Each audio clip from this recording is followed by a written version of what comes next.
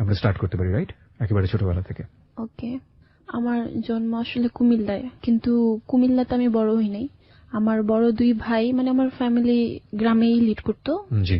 তো আমি হওয়ার কিছুদিন পরে আমার আম্মু আমাদেরকে নিয়ে নারায়ণগঞ্জে চলে আসে। বাবা আমাদের সাথে থাকতেন না, উনি বিদেশে ছিলেন। বিয়ে করে উনি চলে গেছিলেন, প্রায় 8 বছর পরে তিনি আবার ব্যাক করেন। মাঝে একবার ছিলেন। কোথায় চলে যান উনি? কোথায় যান? কুয়েত। কুয়েতে চলে যান, মানে ওখানেই থাকতেন উনি, এবং ওখান থেকে পয়সা করি ভরণ পোষণ যেটা সেটা করতেন। ওখান থেকে এসে উনি বিয়ে করেন এবং বিয়ের কিছু মাস পরে চলে যান। আমার বড় ভাইয়া আব্বু আম্মুর বিয়ের প্রায় 5 থেকে 6 বছর পরে জন্মায়। তো এর মধ্যে অনেক কথা আছে যে আমার আম্মুর, মানে সেই সময় গ্রামে যেটা হইতো আর কি, যে বাচ্চা কাচ্চা না হইলে অনেক সমস্যা হইতো। তা আমরা এখন যেটা শুনি যে আমার মাও তো তখন বিয়ে হয়েছে হচ্ছে 16 এজ হাইস্ট। সে হচ্ছে 10 ভাই বোনের মধ্যে সবার ছোট বোন। তো মানে দাদু বাড়ির একটা ডিমান্ড ছিল, বিগ ডিমান্ড ছিল যে হয়তো অনেক কিছু পাওয়া যাবে ওর বাড়ি থেকে। তো এরকম একটা ব্যাপারের জন্য বিয়ের দিনই দাদু আর কি সালামটা নেয় নাই আমার আম্মুর। তো তারপরে আর কি আম্মুর একটু ইগোতে লাগে, তো এরপর আর কিছু আনার জন্য যে বলবো সেরকম হয় নাই। তো সেদিক থেকে আমার দাদু আর আম্মুর রিলেশনটা মোটামুটি একটু একসাথেই থাকতো, মিলেমিশে থাকলেও ভিতরে ভিতরে একটু তিক্ততা থাকতো যে দেখতে পারতো না। তো পরবর্তীতে আমার কাকা যখন বিয়ে করে, কাকি কি বেশি পছন্দ করতেছে, সে কাজ না করলেও করছে, করলেও করছে, আমার আম্মুর প্রতি একটু বেশি ইয়া হতো। আর আমার বাবার মেয়ের শখ ছিল।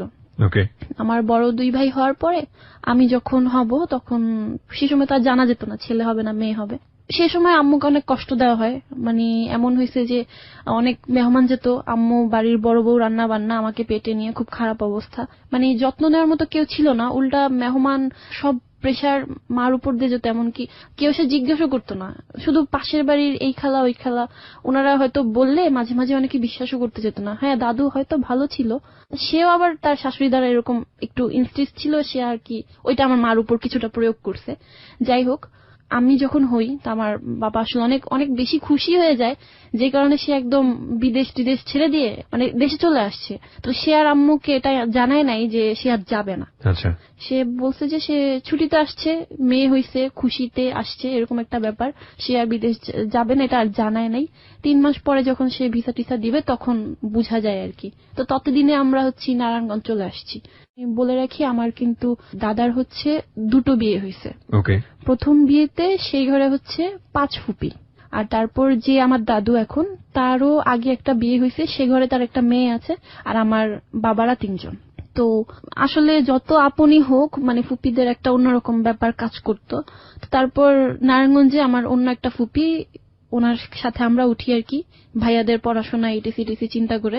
ওগুলা মার কাছে শোনা যে আমি খুব চঞ্চল ছিলাম, কি বলে হাঁটু গেড়ে গেড়ে ছাদে উঠে যেতাম, এরকম অনেক স্মৃতি ছিল সেখানে। তো আমার ফুপির সাথেও মানে আমার আম্মুর হচ্ছিল না, তারা হচ্ছে খুব দোষ ধরে, আমার ভাইয়াদেরকে খুব মারা হইতো। আমার ফুফাতো ভাইয়েরা শাসন করতে গিয়ে এমন হয়েছে যে হাত পা বেঁধে পিটাচ্ছে, কিন্তু আমার আম্মুর কিছু বলার জায়গা থাকতো না। কেন, যদি একটু ডাক দিত তাহলে দোষে যেত আমার আম্মুর, যে ছেলে মেয়ে খারাপ করতেছে, তোর বউ বাচ্চা পালতে পারবে না, পড়াশোনা করাইতে আনছো, হ্যান ত্যান ফ্যান। তো এগুলা নিয়ে অনেক কিছু হয়। তো একটা সময় বাবা যখন আর না যায়, আমাদেরকে নিয়ে ঢাকায় চলে আসে টোটালি। তো ঢাকার একটা খুব পরিচিত জায়গা, নাম বলবো না, জনবহুল জায়গা, সেখান থেকে আমার বাবা একটা কাপড়ের দোকান নেয়। মানে পুরো ফ্যামিলি ঢাকায় শিফট করলে তখন? হ্যাঁ, আমরা তখন ফুল ফ্যামিলি। তখন তুমি অনেক ছোট, শোনা কথা। হ্যাঁ, আগে যেগুলো বললাম এগুলো শোনা কথা। আর নারায়ণগঞ্জ পর্যন্ত আমার কিছু মনে নেই। তারপর আমরা যখন ঢাকায় শিফট করলাম, কিছুটা মনে পড়ে যায় আর কি, যে আমরা নিচতলার একটা বাসায় থাকতাম, সামনে মোটামুটি খোলামেলা, আর হচ্ছে আমার আব্বু কাপড়ের দোকান দিত। তবে আমার আব্বু পড়াশোনার ব্যাপারে খুব বেশি সিরিয়াসনেস ছিল, যে ভাইয়াদেরকে পড়াবে, খুব ভালো পড়াবে, এরকম একটা চিন্তা করে আসছে। বাট বুঝার চেষ্টা করতো না যে অন্যদের টিচার কিরকম হচ্ছে। দেখা যাচ্ছে যে তার এক চাচাতো বোন, তার ঘরের ছেলে আমাদের সাথে থাকবে, আচ্ছা ঠিক আছে ওর কাছেই পড়ো, এরকম একটা ব্যাপার। তো আম্মু কিছু বলতো না, কারণ আম্মু হচ্ছে টোটালি সহজ সরল একটা মানুষ, বাবা যেটা বলে ওইটাই। রেজাল্ট ভালো হয় না, দোষ পড়ে কাকি বলে না, মানে আমার আম্মু পড়াশোনা করতে বলে না, তো ঘুরে ফিরে আম্মুর উপরই দোষটা পড়ে। তো তখন আমি একটু মানে সেন্স, বা আমি তখন বুঝি, আমি হালকা পাতলা একটু বের হতাম, একটু যেহেতু নিচতলা, গেটটা খোলা থাকলে সামনে একটু জায়গা ছিল। তো তখন দেখলাম যে একদিন এমন একটা পর্যায়ে যে আমার ছোট ভাইকে ও গলা টিপ দিয়ে ধরছে পর্যন্ত। ইস্যুটা এরকম ছিল, একটা খাতা পড়ে গেছে, এটা বড় ভাইয়া কেন উঠায় দিবে, ছোট ভাইয়ার হাত থেকে পড়ছে সেই উঠাবে। নর্মাল একটা বিষয় নিয়ে খুব চেতাচেতি। আম্মু কিচ্ছু বলতেছে না, আম্মু শুধু কান্না করতেছে, আমি দেখে কান্না করতেছি। তো ওইটা ছিল আমার চোখে দেখা, আগে যেগুলো শুনছি ওগুলা জানি না। তো দোষ অলওয়েজ আমার মারই হইতো, যে আম্মু সংসার মেনটেন করতে পারে না ইটিসি। তারপর সেখানে তাও আমার শৈশবটা ভালোই ছিল মোটামুটি। আমার ছোট ভাইয়ার সাথে আমার একটু ভালো সম্পর্ক ছিল, আমার খালার বাসা ছিল, খালার বাসা আর বড় ফুপির বাসা এদিকেই বেশি বেড়ানো হতো। একটা স্কুলে ভর্তি হই, বাট 1 মাস ক্লাস করার পরে মানে আমার ব্যাপারে আমার বাবা অতটা ইয়া ছিল না যে এখনকার সময় 4-5 বছরে ভর্তি করাইতে হয়। আমার মাই আমাকে ভর্তি করায়, পরে পড়াশোনাটা আবার গ্যাপ পড়ে যায়। আমরা বাসা পাল্টে মালিবাগের একটা জায়গায় বাসা নিই, তো সেখানে আর পড়াশোনা হয় না। সারাদিন হচ্ছে ট্যাপ রেকর্ডার ছিল তখন, শাহরুখ খানের আগে যে হিন্দি গানগুলো এগুলো ঘুরে ঘুরে বাজাইতাম। মানে তেমন খেলাধুলা মজা তেমন কিছুই ছিল না। তো দারোয়ানের মেয়ে ছিল, ওর নাম ছিল সাথী। তো ওর সাথে মিশলেও আমার বাবা অত একটা পছন্দ করতো না। তো হয়তো কি ওর সাথেও আমার কথাবার্তা বা মিলমিশটা অফ হয়ে যায়। এরপরে মানে পুরোপুরি একা একা এক ধরনের একটা জগৎ। ওকে, আমি মানে আম্মুই ছিল মোটামুটি সবকিছু আমার, আম্মুই দুনিয়া। হ্যাঁ, ভাইয়ারাও স্কুল ছিল, ওরা আসলেও ওরা হচ্ছে ক্রিকেট খেলতে যেত, অত একটা মানে কথাবার্তা খেলাধুলা হতো না। আমি আবার স্কুলে ভর্তি করাই আম্মু, এটা বোধ হয় 2006-এ। তো আমি স্কুলটার নাম বলতে পারি প্রতিভা একাডেমি। প্রতিভা একাডেমি, ওকে। হ্যাঁ, ওই স্কুলটাতে আমাকে ভর্তি করায় মালিবাগে। সেখানে মাশাআল্লাহ যখন মানে হয়তো পড়িনি, তারপরও আমি ঠিক ক্লাসই ধরতে পারি, প্লে বাদ দিয়ে আমাকে একটা ক্লাসে দিয়ে দেওয়া হয়। সেখানে আমার কিছু ফ্রেন্ড হয়, আম্মু নিয়ে যেত নিয়ে আসতো। আমার বাসায় কিন্তু এর আগে ডিসেল লাইন ছিল না, তো সেখানে আমি খুব আফসোস করতাম যে আমার বাসায় কেন ডিসেল লাইন নেই, অন্যান্য সব বাচ্চাদের থাকে। তো আমার আব্বুর কথা ছিল যে ছেলেদের পড়ালেখা হবে না, মেয়ের পড়ালেখা হবে না। তো তখন আমরা যে বাসাটায় ছিলাম, বড় ভাই ও তার কিভাবে যেন টিভির সাথে কানেকশন দিয়ে বারান্দায় নিয়ে ফেললে চলে আসতো। তো সেই সময়টার আগে আমার নাচ গানের প্রতি ঝোঁক ছিল, বাট অত হাইলি না। মানে বাট যখন ওই ডিসেল লাইনটা আসে, তো তখন আমি কার্টুনের পাশাপাশি আমার নাচ গান এগুলোর প্রতি একটা আলাদা অ্যাট্রাকশন চলে আসে। দেখা যেত যে ভাইয়ারা বাসায় নেই, আম্মু রান্নাঘরে, তো আমার খাট, বক্স খাটের মাঝ বরাবর অপর প্রান্তের দেয়ালে ছিল হচ্ছে আয়না। তো আমি তখন বাচ্চা ছিলাম, গান চেঞ্জ হতো আমি নাচতাম, ইভেন আমি কখনো নাচও শিখি নাই। সো ওই 1 বছর ওইটাই হচ্ছে আমার নাচ, নিজে নিজে করতাম, গান নিজে নিজে করতাম। এমন করতে করতে এমন একটা সময় চলে আসলো যে আমি কার্টুন কম, ম্যাচুয়ার যে জিনিসগুলা মানুষের গান শোনা বা বিভিন্ন রোমান্টিক যে মানে যে বয়সটাতে আসলে তোমার ওগুলো দেখার কথা না, তুমি ম্যাচিউর যে জিনিসগুলো সেগুলো দেখছো শুধুমাত্র নাচের কারণে। হ্যাঁ, আমার দেখা গেছে যে আমার কার্টুনের চাইতে আমার গান শুনতে বেশি ভালো লাগতেছে। হিন্দি যে গানগুলো, ওদের ড্রেস আপ, ওদের কিন্তু 1-2 এর একটা বাচ্চার কিন্তু কার্টুন বেশি ভালো লাগার কথা যেখানে, বাট আমি এগুলাই দেখতাম। তো একটা পর্যায়ে আমি স্কুলে একটা পিকনিক ছিল, সেখানে নাচ দিই। তারপর আমার ফুপিরা ওরাও তো সাপোর্ট করতো না, বাট ফ্যামিলি একটা প্রোগ্রাম হয়েছিল যে লাইক বার্থডে অর সামথিং আমার একটা আপির বাসায়। সেখানে আপুরা, আমার ফুফাতো বোনরা আর কি, অনেক বলার পরে আমি না সবার সামনে নাচি এবং খুব ভালো নাচি। তারপর থেকে আমার ভিতরে মানে কেমন জানি একটা ইন্সপিরেশন চলে আসে। হঠাৎ না আমি নিজের মুদ্রা দেখে নিজেই অবাক হতাম না আমি নাচটা করছি। তো ভাইয়াদের সাথে তখন থেকে একটু ঝগড়াঝাটিটা শুরু হয়, মেইনলি ছিল টিভি রিমোট। কেন জানি তখন থেকে ভাইয়াদের সাথে ঝগড়াঝাটিটা শুরু হতে থাকে, বেশি করে মিলতো না, কারণ ওরা হচ্ছে একজন 6-7-এ পড়তেছে, আমি তখনও 1-2-3 এরকম একটা ইয়াতে। যাই হোক, পাশের ঘরে একটা আপু ছিল, জলি আপু, তার সাথে টাইম কাটাতাম। মানে ভাইয়াদের সাথে মিলতো না, কিন্তু আপির সাথে মিলতো। তো আরেকটা ব্যাপার ছিল যে আমি খুব কান্না করতাম, আম্মু আমার একটা বোন হয় না কেন। ভাইয়ারা বাইরে গিয়ে খেলে, আমার একটা বোন থাকলে আমি বোনটা নিয়ে খেলতে পারতাম। তো তারপরে সেখান থেকে আমাদের বাসা চেঞ্জ হয়, বাড্ডাতে আমাদের বাসা শিফট করা হয়। সেই সময়টা আমি খুব ভালো একটা টাইম স্পেন্ড করছি। আমি সিরাজ মিয়াতে যখন পড়তাম, তারপর অন্য একটা স্কুলেও ভর্তি হই। সেই সময়টায় হয় কি, আমার যে ক্লাসমেট সে নিচ তলায় থাকতো আর আমি 3 তলায়। হয় না যে ছোটবেলা থেকে একটা এরিয়াতে থাকলে একটা ভালো চেনা পরিচয় হয়ে যায়, বের হওয়া যায়, সেটা হয়। ওই মেয়েটার সাথে আম্মুকে বলে 2 দিন নিচে খেলা করি, তারপর এই রোড থেকে ওই রোডে হাঁটতে যাই, তারপর ভাইয়ারাও থাকতো, খেলার মাঠ বড়।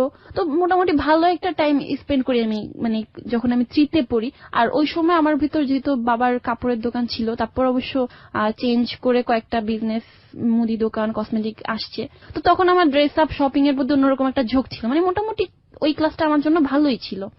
তো আমরা চেঞ্জ করে অন্য একটা এরিয়াতে যাই, মানে চেঞ্জের উপরেই এক কথায়, মানে কোন একটা জায়গায় যে আমার অনেকগুলো ভালো ফ্রেন্ড হবে সেটা আর হইতেছিল না। তখন বনশ্রীর একটা মোটামুটি ভালো স্কুল ভর্তি হই। সেখানে বাচ্চাদের প্রতিভা বিকাশের জন্য অনেকগুলো সুযোগ আছে, যে তুমি নাচ শিখোনি, আচ্ছা ঠিক আছে তোমার নাচটা দেখে আমরা তোমাকে নাচতে দিব, বা গান শিখোনি, হারমোনিয়াম পারো না, দলীয় গানে তোমাকে চান্স করে দিব। তো আমার এই জিনিসগুলোর প্রতি অনেক বেশি আকর্ষণ ছিল, যদিও তখন আমার ডিসিপ্লিন ছিল না, কজ আমার মধ্যে হিন্দিতে কথা বলার একটা প্রবণতা ছিল, এজন্য ওটা কেটে দেওয়া হয়। তো আমি প্রথম কি আমার খুব ভালো লাগে স্কুলটা, আমার কিছু নতুন ফ্রেন্ড হয়। তো সেখানে দেখতাম যে একটা গ্রুপ ছিল, একটা লম্বা মেয়ে নাম আনিশা, দুইটা মেয়ে প্রায় সেম ক্যাটাগরি, বাট একটা খুব সুন্দরী লাবণ্য, আর একটা অত সুন্দর না বাট বন্যা। ওকে। তো ওদের একটা টিম করে ওরা বসে। তো প্রথম ওদের সাথে রিলেশনটা ভালোই ছিল, বাট একটা পর্যায়ে গিয়ে দেখা যায় ওরা কিন্তু এক একজন এক একটা জিনিসে এক্সপার্ট। একজন হচ্ছে নাচ শিখতেছে, আর লাবণ্য প্রচন্ড সুন্দর গান গায়, আনিশা হচ্ছে ছোটবেলা থেকে মডেলিং এ। ওকে। মানে ওরা হচ্ছে 1-2 থেকে একসাথে বড় হচ্ছে। হঠাৎ করে গিয়ে যখন আমি ওদের সামনে একটা ভালো নাচ পারফর্ম করতেছি, বা গানে যখন হঠাৎ করে চান্স করে নিচ্ছি, শুরুতে যেমন রিলেশনটা গ্রো আপ করছিল, হঠাৎ করে না রিলেশনটা একটু মানে কেমন জানি হয়ে যায়। মানে ওরা জেলাসি থেকে হিংসা করতো, মানে ওরা মনে হচ্ছে কি আমার একটু বিপরীতে চলে যায়। আমার প্রত্যেকটা মেয়ের নাম মনে আছে, কারণ ওই ক্লাসটা আমি কখনো ভুলবো না। ক্লাস 4 থাকা অবস্থায় এরকম সিচুয়েশন ফেস করছি। কতগুলো ভালো মেয়েও ছিল, বাট খারাপ মেয়েগুলোর চাপে ওরা দমন হয়ে যেত। ক্লাস 4-এও রাজনীতি হয়, এটা আসলে বলার।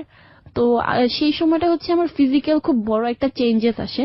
লাইক আমার মেয়েদের যে মেনস্ট্রুয়েশন সামথিং, আমি একদিন অ্যাক্টিং প্র্যাকটিস করতেছিলাম, তো তখনও আমার 2 মাস চলে গেছে, স্কুল যে ড্রেসটা ওটা বানানো হয় নাই। তো পরে কোন ক্লাসে পড়ো তখন তুমি? 4-এ। ক্লাস 4-এ। ওকে। তো আমি হচ্ছে একটা হাতা কাটা হোয়াইট কালার ফ্রক আর জগিং করে যে ওই টাইপের একটা, মানে মোটামুটি শক্ত, মানে সুতি না, ওই টাইপের একটা টাইস কাপড় টাইপের একটা পায়জামা পরা ছিলাম। তো আমি একটা পর্যায়ে বসতে গিয়ে, বসার একটা সিনে রানে টান লাগে। আমি কি হইতেছে, বসতে পারতেছি না, আচ্ছা ঠিক আছে ওয়াশরুমে যাই। তো ওয়াশরুমে গিয়ে যখন আমি দেখি যে ব্লাড হচ্ছে আমার রানে শুকায়া গেছে, এরকম একটা সিচুয়েশন, লিটল বিট ভয় পেয়ে গেছি যেটা কি হইতেছে। তারপরও পরিষ্কার করে এসে আমি আমার নাচ গান এগুলাতে মনোযোগ দিই। ও এর মধ্যে আরেকটা জিনিস আমি মিস করে গেছি। তার আগে থেকে তুমি জানতেই না বিষয়টা কি? না, এর আগে আমি এখানে একটা বিষয় একটু ওকে থামাচ্ছি প্রিয় শ্রোতা। আমি সেদিন বিটিভিতে একটা অনুষ্ঠান দেখলাম যে মেয়েদের এই পার্টিকুলার এই বিষয়টা নিয়ে, সেখানে খুব সুন্দর করে, আমি ঠিক জানি না এটা কোন একটা এনজিও থেকে বোধহয় প্রোগ্রামটা করা হচ্ছে, অ্যাক্সেস টু ইনফরমেশন, সম্ভবত A2I গভর্নমেন্টের যে প্রজেক্টটা আছে সেটার সহযোগিতায়। এত ভালো লেগেছে অনুষ্ঠানটা দেখে। She is really good presenter and the concept of the program is really awesome. আমি প্রোগ্রামের নামটা মনে করতে পারছি না। মেয়েদের এই পার্টিকুলার সময়টা নিয়ে মেয়েদের ভিতর তো শুরু করেই বাচ্চাদের ভিতরে যেভাবে সচেতনতা তৈরি করা হচ্ছে, বিশেষ করে আমাদের একটা সময় ছিল এই বিষয়গুলো গোপন রাখা, এগুলোকে সোশ্যাল ট্যাবু মনে করা হতো। দিন আসলে পাল্টে গেছে এবং এগুলোকে নিয়ে ডিসকাশন করা উচিত। এগুলোকে নিয়ে বিশেষ করে লজ্জার জায়গা থেকে একটা সমস্যাকে না দেখাটাই বরং ভালো, বরং এই সময়টাতে অনেক বেশি ইজি হয়ে যাওয়া উচিত। এবং এগুলো যে এক ধরনের ট্যাবু করে রাখলে এটাও যে এক ধরনের জীবনে বিপত্তি আনতে পারে, সেটাও ওই প্রোগ্রামটাতে খুব সুন্দর করে বোঝানো হয়েছে। সুতরাং এই পার্টিকুলার টাইমটা, বিশেষ করে পিরিয়ডের টাইমটা, যখন ওই সময়টা আসে তার আগেই মোটামুটি একটু ধারণা দিয়ে দেওয়া উচিত যে এটা একটা খুবই ন্যাচারাল একটা প্রক্রিয়া, এটা সবাই এই প্রক্রিয়ার মধ্য দিয়ে যায়, এই বিষয়টা হয়। তাহলে এই বিষয়গুলো নিয়ে কোনো ধরনের আজে বাজে মিসকনসেপশন, অতি কৌতূহল হওয়া, এই বিষয়গুলো গ্রো করে না। যে জন্যই ওকে আমি জিজ্ঞেস করছিলাম যে তুমি এই বিষয়টা আগে থেকে জানতে কিনা। আর না জানলে ক্লাস 4-এর বাচ্চার কাছে বুঝতেই পারছেন এটা একটা ভয়ের ব্যাপার, শরীর থেকে ব্লাড বের হচ্ছে, এটা তো নিঃসন্দেহে একটা ভয়ের ব্যাপার। বলুন তারপর আমি এর মধ্যে একটা কথা মিস করে গেছি। এর মধ্যে হচ্ছে আমার একজন কাজিন, আমার তো কয়েকজন খালা, তার মধ্যে একজন খালা মানে 4-5 জন ছেলে, তো সে আর কি আমার লাইক কেমন যেন একটা ইঙ্গিত দিয়েছিল যে সে আমাকে পছন্দ করে। এটা কি মানে বয়সে বড় ছিল নাকি তোমার বয়সে? অনেক বড় ছিল, সে হয়তো তখন 23-24 বা 24, হ্যাঁ এরকম। এই যে এটা আমি আখি নামে একটা, ওই স্কুলটার কিন্তু হোস্টেল ছিল, তো ও হচ্ছে হোস্টেলে থাকতো। তো ওর কাছে আমি শেয়ার করছিলাম, আমি বলি আমার একটা ভাইয়া এরকম বলছে। তো আমি আর এটা পাত্তা দিইনি, কারণ ভাইয়াটার সাথে আমার যোগাযোগ হচ্ছে না, ব্লাড আবার চলে গেলাম আর কি ওই কথায়। তো সেকেন্ড টাইম আবার যখন দেখি তখন আর কি আমি কন্ট্রোল করতে পারি না, কান্না টান্না করে দিই স্কুলে।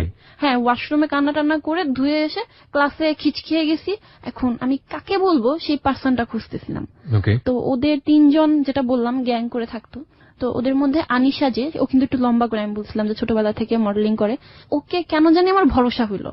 আমি বললাম যে এরকম হচ্ছে, ও টোটাল ব্যাপারটা বুঝতে পারছে। আচ্ছা, ও হয়তো ভাবছে যে আমি বুঝতে পারছি, আমি এখনো জানি না ও আসলে কি ভাবছে।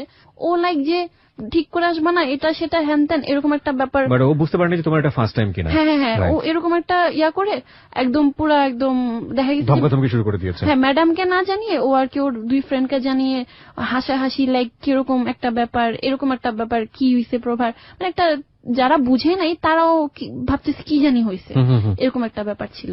তো একটা পর্যায়ে আম্মু ছুটির সময় আসে, আম্মুকে বলি, তখনও টিচাররা কেউ কিছু জানে না, ওরাই বলতেছে আচ্ছা বাসায় চলে যাও, আম্মু এমনিই বুঝবে। তো আম্মু আমাকে দেখে যে ড্রেসে কিছু হয় নাই, সে আমাকে বাসায় নিয়ে যায় এবং মানে যা করা দরকার সবটা করে। আম্মুর কাছে অস্বাভাবিক ছিল, কারণ ওনাদের সময় হচ্ছে এটা অনেক লেটে হয়, ক্লাস 4 এর একটা বাচ্চার নাকি তার মতে যেটা হওয়া স্বাভাবিক না। তো আমাকে ডক্টর দেখানো হয়, প্রায় 1 মাস আমি স্কুলে যাইনি, অ্যাবসেন্ট ছিলাম। যাওনি মানে কেন? লজ্জায় যাওনি? লজ্জা না, মানে আসলে আমার প্রায় এটা অনেক দিন ছিল। ও, কন্টিনিউ করছিল। হ্যাঁ। তো ডক্টর কি বলছিল এই সময়টাতে? ওনারা বলতেছে যে ফার্স্ট টাইম এটা 29 দিন হচ্ছে নরমাল। ফার্স্ট টাইমের সময় 29 দিন নরমাল, ডক্টর এটা বলেছিল। অনেকের হয় এই যুগে, নাকি অনেকের হয় হরমোনাল কারণে হোক, মানে অনেকেরই এর চেয়ে ছোট বয়সেও হয়। তো এই জন্য আর আমি খুব আনইজি ফিল করতেছিলাম যে মা তোমাকে কি বোঝালো ওই সময়টাতে, সেটা আমাকে বলো। সে আসলে বলতেছে যে এটা হয়, এটা এখন থেকে মেয়েদের হয়। হ্যাঁ, এটা এখন থেকে হবে, ক্লিন থাকতে হবে, এটা মেনটেন করা লাগবে। আচ্ছা এখন স্কুলে যেও না, পরে যেও, আমি দেখতেছি। আবার আমার আম্মুর মাথায় এরকমও চিন্তা আসছিল যে গ্রামের বাড়ির আলগা টালগা, এরকম টাইপের একটা চিন্তা আসছিল। আলগা টালগা মানে? বাতাস লাগা বলে অনেকে। ওকে। তখন আমাদের বাসাটা একটু খোলামেলা ছিল, আবার তো অন্যরকম একটা জায়গার মধ্যে আমরা এরকম টাইপের একটু গ্রাম্য টাইপ বাসা নিজেরাই করছিলাম, তো একটু মোটামুটি খোলামেলাই ছিল। তো হুজুর টুজুরও দেখাইছে, তাবিজও দিছে। তো 1 মাস আরো 15 দিন পরে ব্যাপারটা এমন হয়েছে যে আমার সেই 1.5 মাস আগের বডি স্ট্রাকচার আর 1.5 মাস পরের বডি স্ট্রাকচার কিছুতেই মিলবে না, টোটালি চেঞ্জ। হ্যাঁ, মানে শুধুমাত্র 1.5 মাসের মধ্যে দেখা যাচ্ছে যে আমার ড্রেসগুলো লাগতেছে না, আমার পেট বের হয়ে গেছে, আমার হাত মোটা, মানে আমার স্কুল ড্রেসটাই আমাকে বুঝাই দিতেছে যে আমি যে ড্রেসটা বানাইতে দিছি আর এখন যেটা পরতেছি এটা হচ্ছে না আমার। ওকে। তো পরে এগুলো নিয়ে মেয়েরা ফার্স্টে চেতাইত। বয়সন্ধিকালের একটা চেঞ্জ, এটা ফিজিক্যাল চেঞ্জ আসে, মেন্টাল চেঞ্জও আসে। এটাকে নিয়ে এই সময়টাতে খুবই ডেঞ্জারাস একটা সময়, বিশেষ করে বাচ্চাদের জন্য, কিশোরদের জন্য, যেটাই বলি না কেন, বাচ্চা তো বলা ঠিক হবে না, কিশোরদের জন্য এই সময়টার সম্পর্কে তাদের পরিপূর্ণ ধারণা দেওয়া উচিত। অত্যন্ত ব্যক্তিত্ব সম্পন্ন হয়ে যায় সেই সময়টাতে একটা ছেলে, তখন এভাবে চিন্তা করে। আমি আমার নিজের এক্সপিরিয়েন্স থেকে বলি, আমার এই সময়টাতে এমন ছিল যে আমি একটা পায়ের স্টেপ যখন ফেলবো তখন আমি চিন্তা করতাম যে পায়ের স্টেপটা ঠিক হচ্ছে কিনা, আমি যে শার্টটা ঠিক মতো পরেছি সেটার কলারটা ঠিক মতো আছে কিনা, আমাকে একটা মেয়ে কিভাবে দেখছে। তো এটা এক একজনের এক এক রকম আসে। উচিত হচ্ছে ছেলে মেয়ে নির্বিশেষে এই বয়ঃসন্ধিকালের আগেই তাদেরকে একটা ধারণা দিয়ে দেওয়া যেটা একটা ট্রান্সফরমেশন, এবং এই ট্রান্সফরমেশনে বডি চেঞ্জ হয় এবং একই সাথে মনোজাগতিক অনেক পরিবর্তন আসে। এটাকে ভয় পাওয়ার কিছু নেই, এটা অ্যাডজাস্ট করতে একটু সময় লাগে। এবং এই গুরুত্বপূর্ণ ভূমিকাটা সবার আগে পালন করতে হবে বাবা এবং মাকে, সবার আগে, যেটা আমাদের সমাজে অনেক বেশি অনুপস্থিত। তারপর কি হলো?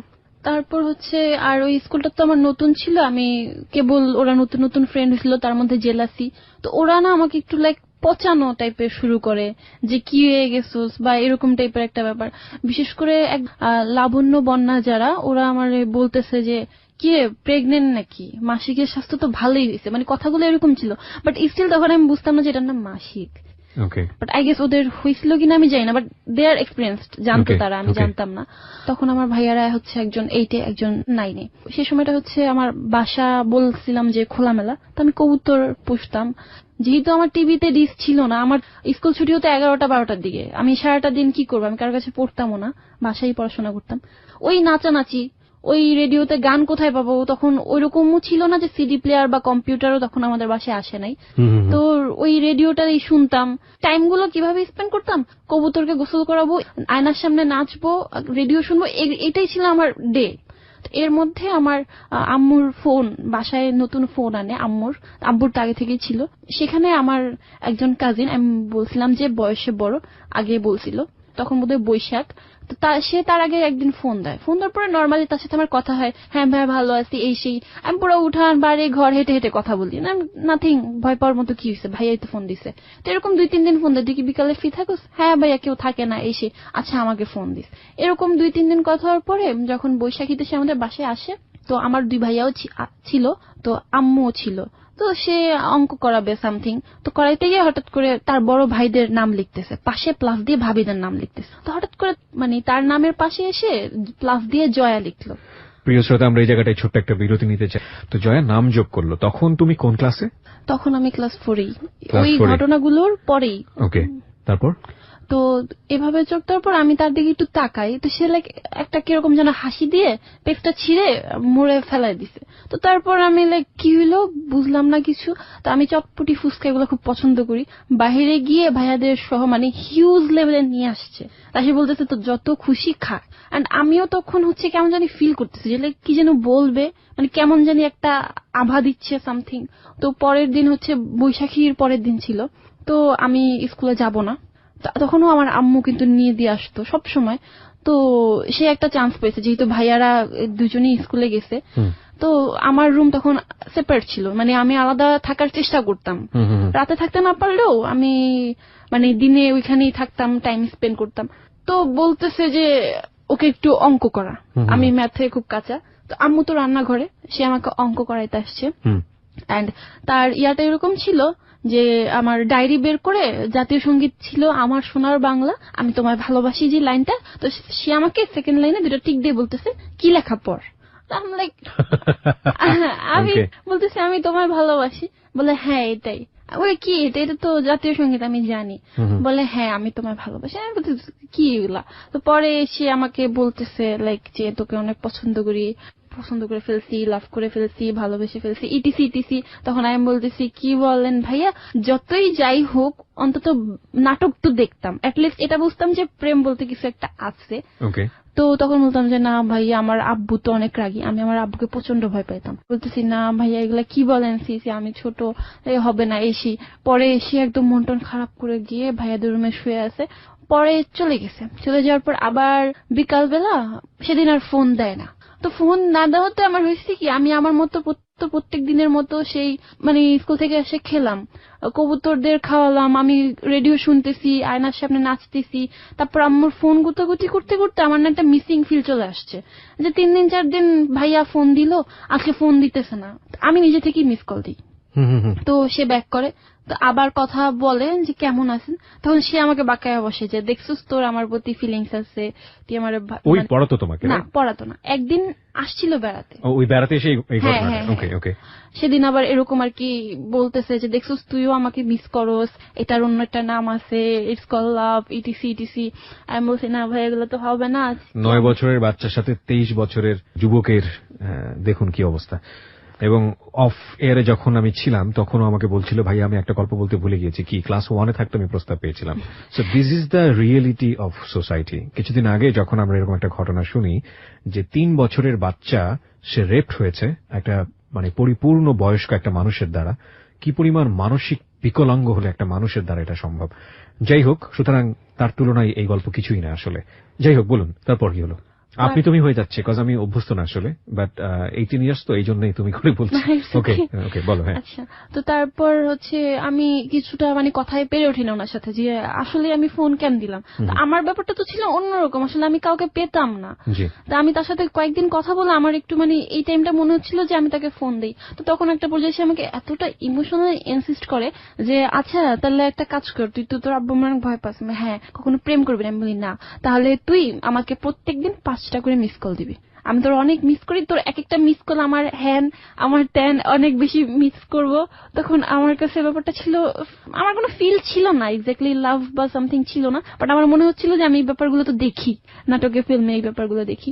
তো সেদিন কথা শেষ, তো স্কুলেও যাচ্ছি, সাথে সাথে ফ্রেন্ডদের ওই ইয়াগুলো আছে। তো এর মধ্যে আবার আমার ভাইয়া যে এরকম ফোন দিয়ে এগুলো বলেও ফেলছে, এটা আমি আবার ওই আখি মেয়েটাকে আবার বলি। বাসায় আসি বিকালবেলা, তার সাথে আবার কথা হয়। তো কথা হয় না, আমি ফার্স্টে মিস কল দিই, 1 2 3 4 5টা পর মিস কল দিই। দেওয়ার পরে সাথে সাথে কল ব্যাক আসে। তখন আমার ভয় করে, মানে উনি ওই টাইপের কথা বলার পরে আগে তো ইটস ওয়াজ ইজি, মানে আমি কথা বলতাম হেঁটে আম্মুর পাশে দিয়ে যাচ্ছি, আম্মু ঘুমাচ্ছে। বাট ওই দিন আমার ভয় লাগে, আমি একদম বের হয়ে উঠানের একটা কোণায় এসে ফোনটা রিসিভ করে যে আপনি কল কেন দিছেন ভাইয়া, আম্মু তো ঘুমাইতেছে। আমার ভিতরে কেমন জানি চোর চোর একটা ভাব চলে আসছে। বলে তুই তো মিস কল দিলি। আমি বললাম আপনি না কালকে বললেন যে 5টা করে মিস কল দিতে, যে আমার যদি বিয়েও হয়ে যায় মানে আপনার এত কষ্ট লাগবে। মানে এতটা ছোট ছিলাম যে একটা মানুষ আমাকে বলছে যে 5টা করে মিস কল দিলে তার কষ্ট লাগবে না, আমি 5টা করে মিস কল দিতে গেছি। তো তারপর আবার কথা হয়, বলেছে না এইভাবে না, তো তুই সকালে একটা মিস কল দিবি, দুপুরে একটা মিস কল দিবি, বিকালে, সন্ধ্যা, রাতে, মানে এইভাবে আমি যে তোরে মনে করি তুই আমার মনে করস, এটা জানলে আমার খুব ভালো লাগবে, আমি খুব শান্তিতে থাকবো। তো এরকম একটা ব্যাপার থেকে আমি মিস কল দিই না, কয়েকদিন অফ করে দেই। তো তার মধ্যে আমার ওই পাখি মেয়েটাকে এটা বলি যে এরকম এরকম ভাইয়াটা বলতেছে, আমি এখন কি করব, মানে আমি ওকে জিজ্ঞেস করি, বলছে এটা আমি কি জানি। এরপরে না ওর সাথে আমার দূরত্ব বাড়ে, আর ওদের মানে ওই যে লেডি গ্যাং তিনজন, ওদের ক্লোজনেস বাড়তে থাকে সেই ক্লাস 4-এই। মানে ওদের ক্লোজনেস বাড়তে থাকে কার সঙ্গে? ওই ছেলেটার সঙ্গে? না না না না, তাহলে যে মেয়েটার কাছে আমি এই কথাগুলো বলতাম, আখি, যে হচ্ছে ওই স্কুলেরই হোস্টেলে থাকতো। তারপর আর কি, তো ওদের মধ্যে বেশি ইয়া হওয়ার পরে এরকম একটা কথা বের করে দেয় ক্লাসে যে মানে জয়া তো প্রেম করতেছে, জয়ার শরীরে এরকম বেড়ে গেছে, মানে আনিশা, লাবণ্য ওরা আরেকটু কিছু বাড়ায় দেয় যে ওর কি কি যেন হচ্ছে। তা আমি তো প্রেম ক্লাস 4 এর বাচ্চারা এইসব কথা বলতে পারে? এটা it happen in your life? হ্যাঁ, সামনে আসতেছি, আরো অনেক কিছু আছে। এটা তো হচ্ছে বছরের শুরুতে 3-4 মাস গেল এই স্কুলটাতে। তখন আর কি আমি না ভাইটার সাথে কথা বলা রেগুলার করে দিই। যখন দেখতেছি যে আমি তাকে ফোন দিচ্ছি, ওই সময়টা আমার কাটতেছে না, তখন তার সাথে আমার রেগুলার কথা হয়। তো এরকম করতে করতে একটা সময় এরকম হয়ে যায় যে স্কুলে টোটালি ছড়ায় পড়ছে যে মেনস্ট্রুয়েশন হয়। তো এটা অনেক এমনও মেয়ের আছে যারা এই জিনিসটা বুঝেই না। আবার ওই লেডি গ্যাংটা এরকম যে ওরা সবকিছু বুঝে। আবার 2-1 জন আমার মতো আছে যাদের কেবল ফার্স্ট স্টেজ। তো কিন্তু ফার্স্ট স্টেজ হইলেও ওরা একটু মানে অন্যরকম ভালো মেন্টালিটির, ওরা মানে ঝামেলায় জড়াইতে চায় না। যাই হোক হোক, ওদের সাথে ঝামেলায় জড়াইতে চায় না। তো একটা পর্যায়ে এরকম হয় যে জয়া তো মানে প্রেগনেন্ট।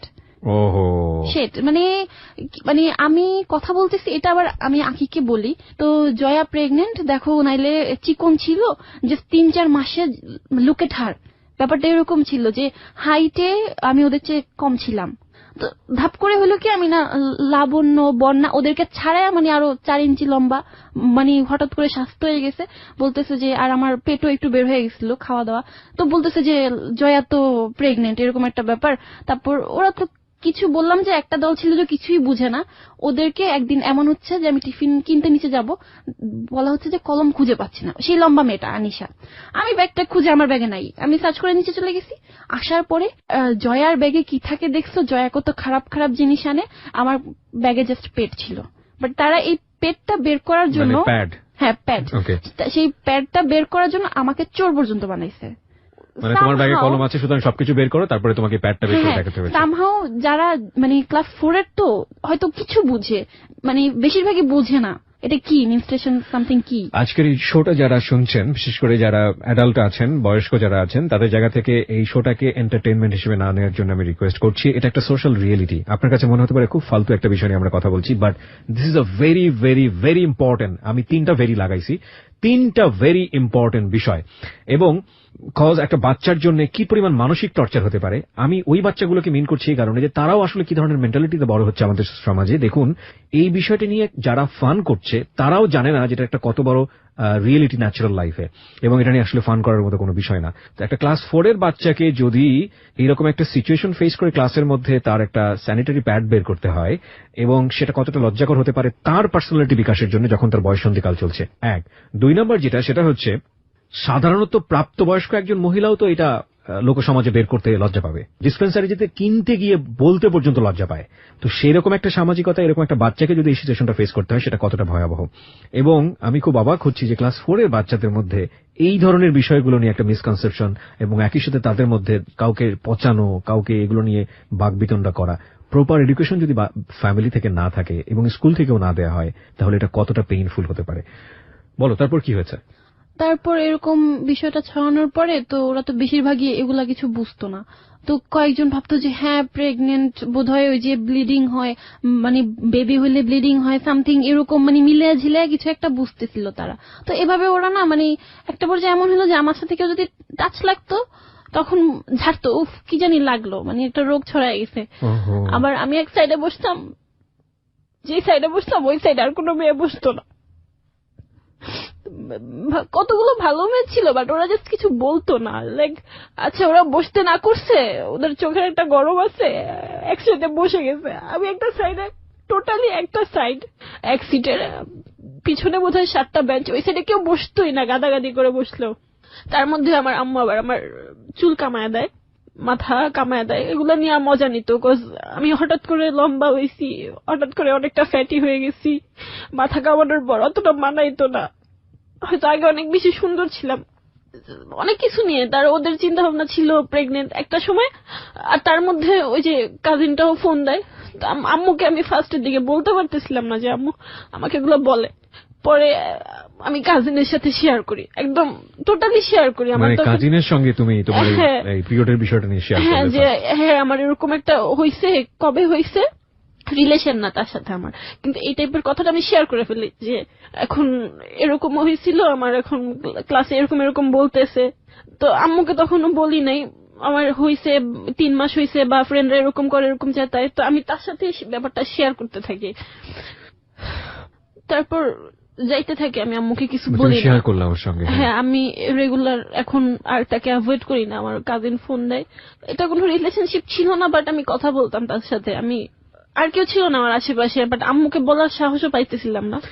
একটা জিনিস আবারও খেয়াল করুন আপনারা সবাই, এই মেয়েটি যদি তার মার সঙ্গে বিষয়গুলো শেয়ার করার মতো পরিবেশ পেত, কিংবা বাবার সঙ্গে ইভেন শেয়ার করার মতো বন্ধু হিসেবে পেত, 23 বছরের যে ছেলে, আমি জানি না এখন পর্যন্ত ওর সঙ্গে ওর সম্পর্কটা ভবিষ্যতে কোন দিকে গিয়েছে, বা এই সম্পর্কের সুযোগ নিয়ে ও কোনো মিসইউজ করেছে কিনা ওকে, এই যে বিষয়টা, এটা কি তৈরি হওয়ার কোনো সুযোগ পেত? তোমাকে এই প্রশ্নটা করি, তোমার কি প্রয়োজন হতো ওনার সঙ্গে বিষয়গুলো শেয়ার করার, যদি তোমার মার সঙ্গে তুমি এটা শেয়ার করতে পারতে কিংবা বাবার সঙ্গে এটা শেয়ার করতে পারতে?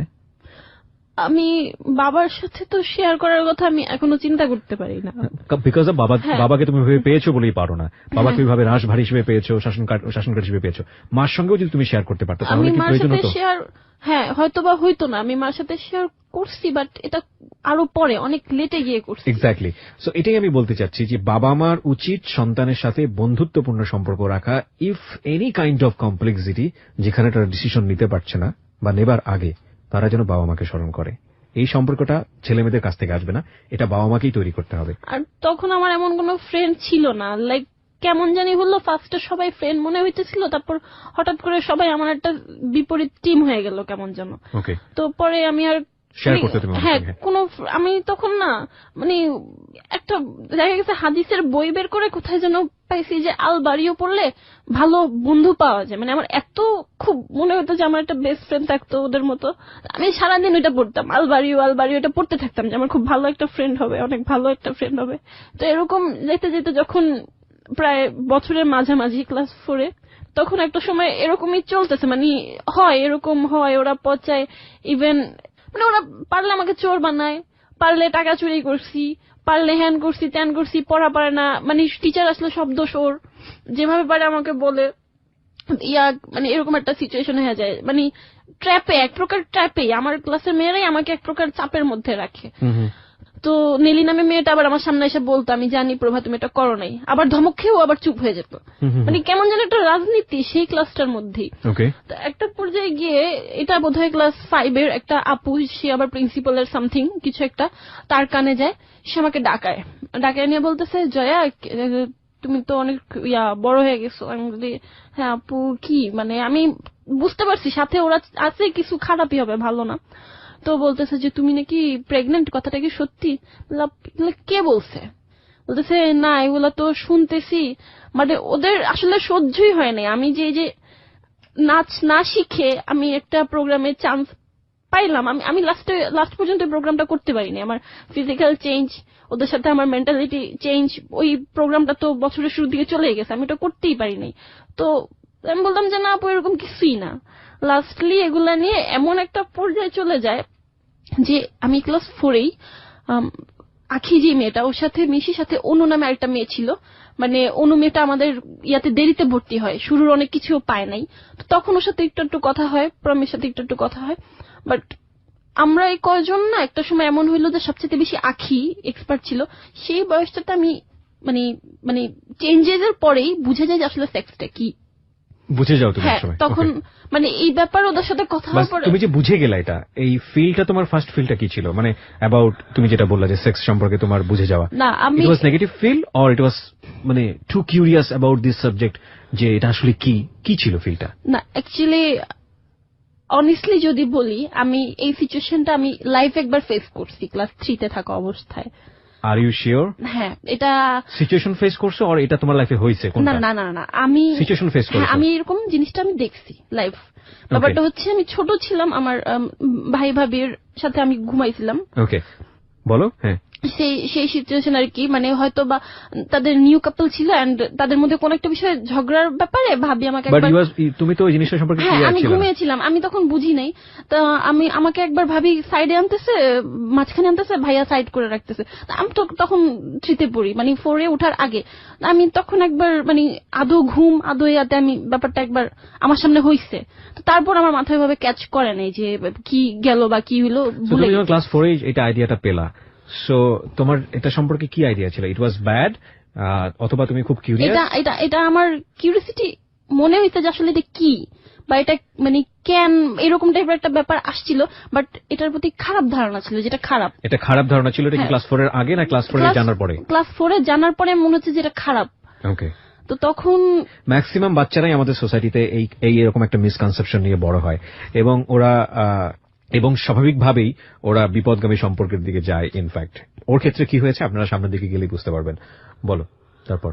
তো তখন আর কি মোটামুটি এরকম ক্লাস 4-এ আমি মোটামুটি বুঝে যাই যে সেক্স জিনিসটা কি। এর মধ্যে আরেকটা স্টোরি আছে, মানে এতগুলা আমি আসলে মানে কি বলবো। ঠিক আছে, তোমার যেভাবে মনে পড়ে বলো। হ্যাঁ, মানে একদিকে কিন্তু আমার স্কুলের এই ব্যাপারগুলো চলতেছে, এভাবে একদিন জিজ্ঞেস করলো, তো এইটা আমি আবার আমার কাজিনের সাথে শেয়ার করি। তো তার মধ্যে আমার আবার এক ফুফাতো বোনের হাজবেন্ড, সে আমার লাইক অন্যরকম, মানে আগে তো দুলা ভাই একটু মজা করতো, একদিন সে আমাকে ডিরেক্ট মানে কন্ডম দেখায় বসে। এটা চিনো, এটা কি? লাইক আমি দেখছি, আমি গ্রামে গিয়ে না, গ্রামের ছেলেমেয়েরা তো ধুয়ে বেলুন ফুলাইতো, আমি সেইভাবে জানতাম না যে এটা কন্ডম। তো পরে সে আমাকে, আমি ক্লাস 4-এ টোটালি তার হাতে আর কি, তার ফোনে সে আমাকে টোটালি নুড, মানে সব জিনিসগুলা একটা খন্ড সময়ের মধ্যেই হইতেছে, মানে পর্ন ভিডিও আমাকে দেখায় সেখানে। ভিডিও তোমাকে দেখায়? হ্যাঁ। এবং এটা কি সবার সামনে এরকম করে নাকি আলাদা করে? না, সে জাস্ট মানে সবাই হয়তো খাওয়া দাওয়া করে কেউ শুইছে, কেউ বাইরে হাঁটতেছে বা বেড়াইতে আসছে, কেউ যে যার যার মতো, সে আমার হাতে ধরে রাখছে, আমার এটা দেখতে হবে এবং সে ভিডিওটা ছাড়ছে। আমি দেখবো না, বাট তারপর আমার চোখ পড়ছে, বাট আমি মানে সবগুলো বিষয় এমন একটা সময় হচ্ছিল যে আমার কাছে ব্যাপারগুলো কেমন জানি খুব মানে ক্লিয়ার হয়ে গেছে যে সেক্সটা কি, একটা ছেলে মেয়ের মধ্যে হয়তো এরকম কিছু হয়। সবগুলোই ওর জন্য একটা ইমপ্রপার এডুকেশন আমি বলি। খুবই গুরুত্বপূর্ণ বিষয় আমাদের মানব জীবনে এই বিষয়গুলো, কিন্তু ও সবগুলোই একটা ভুল শিক্ষা নিয়ে বড় হচ্ছে। এটা শুধুমাত্র একজন জয়ার জীবনের গল্প না, এটা ছেলে মেয়ে নির্বিশেষে আমাদের সোসাইটিতে যেটা হয় তাদের জীবনের গল্প, এবং এই জন্যই এই সামাজিক অনাচারগুলো, অকারেন্সগুলো খুব বেশি ঘটে। ওকে, তারপর এবং আপনারা বিলিভ করবেন না, ও যতবার বলছে বিষয়গুলো, আমি জানি না কারা কিভাবে আজকের এই অনুষ্ঠানটা শুনছেন, কতটা এন্টারটেনমেন্টের দিক থেকে নিচ্ছেন, ওর চোখ দিয়ে অনবরত পানি পড়ছে। যারা এই বিষয়টাকে জীবনে ফেস করেছেন তারাই শুধু জানবেন যে এটা কত ভয়াবহ রকমের একটা ফিলিংস দেয় একটা বাচ্চার মনে, একটা শিশুর মনে, যারা আমরা বুঝে না বুঝে এরকম অন্যায় অত্যাচার তাদের উপরে করি।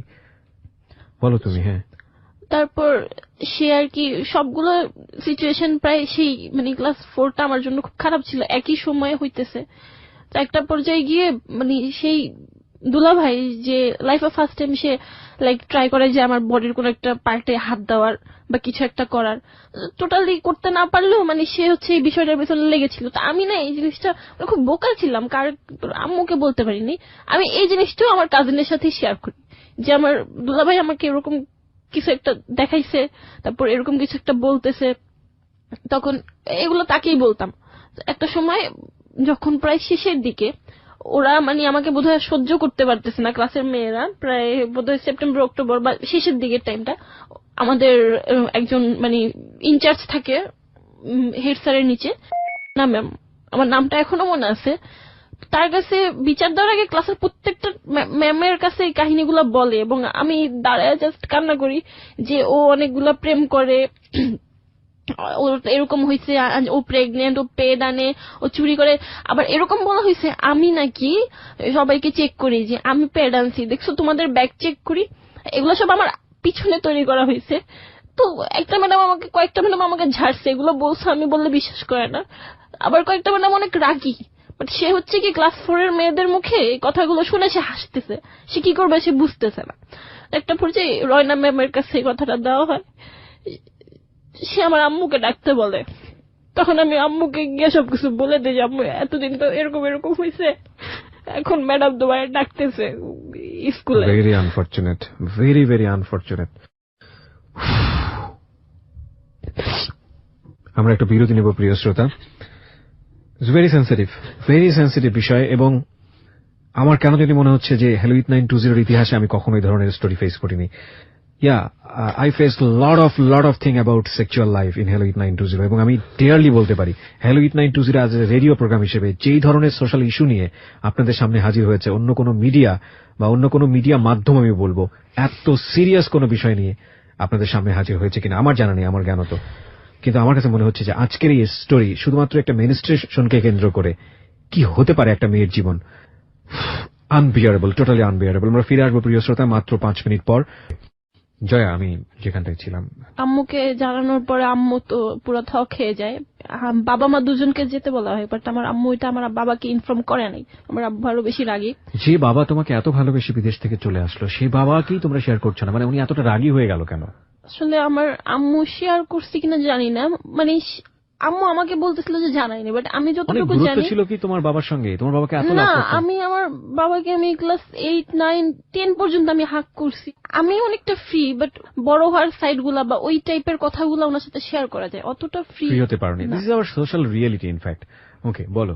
যাই হোক, পরে আম্মু যায় এবং ম্যাডাম কিন্তু অন্য মেয়েদের কাছ থেকে শুনে আমার মাকে ডাকাইছে। তো আমি ছোট, আমাকে অন্য রুমে রাখা হয়, আমার মাকে নিয়ে অনেক কিছু বলা হয় যে এগুলা হচ্ছে, আপনি জানেন আপনার মেয়ের সাথে কি হয়েছে, মানে ইটিসি আমার মাকে জাস্ট কান্না করে ফেলা হয় এবং বলা হয় যে আপনি কি জানেন পেপারে আসতেছে যে 11 বছরের মেয়ের আজকাল প্রেগনেন্ট হয়, মানে এভাবে বলা হয়। আমার আম্মু বলেছে স্কুল থেকে?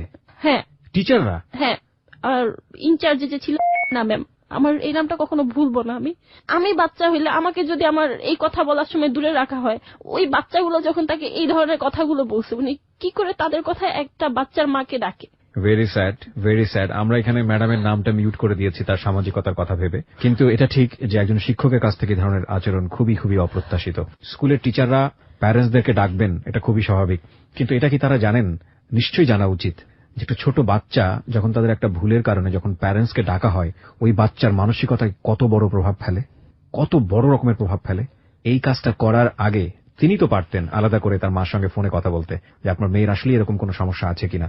এইরকম একটা সমস্যাকে কেন্দ্র করে যদি স্কুলে ডাকা হয়, যে কোনো একটা বাচ্চার জন্য কত বড় মানসিক চাপ হতে পারে, এটা ভয়াবহ। তারপরে মা কি বলল?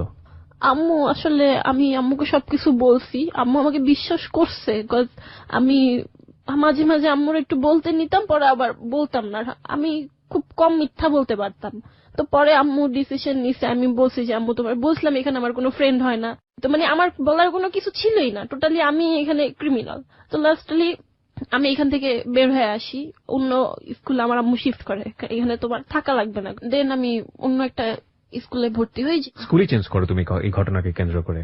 হ্যাঁ, দেখা যাচ্ছে যে সবাই আমাকে টাচ লাগলে উফ বলতেছে, আম প্রেগনেন্ট, আমি যেই সাইডে বসতেছি সেই সাইডটা সম্পূর্ণ ফাঁকা, এবং স্কুল টিচার এরকম ব্যবহার করে। হ্যাঁ, আমার সাথে কেউ কথা বলবে না, এরকম একটা ব্যাপার।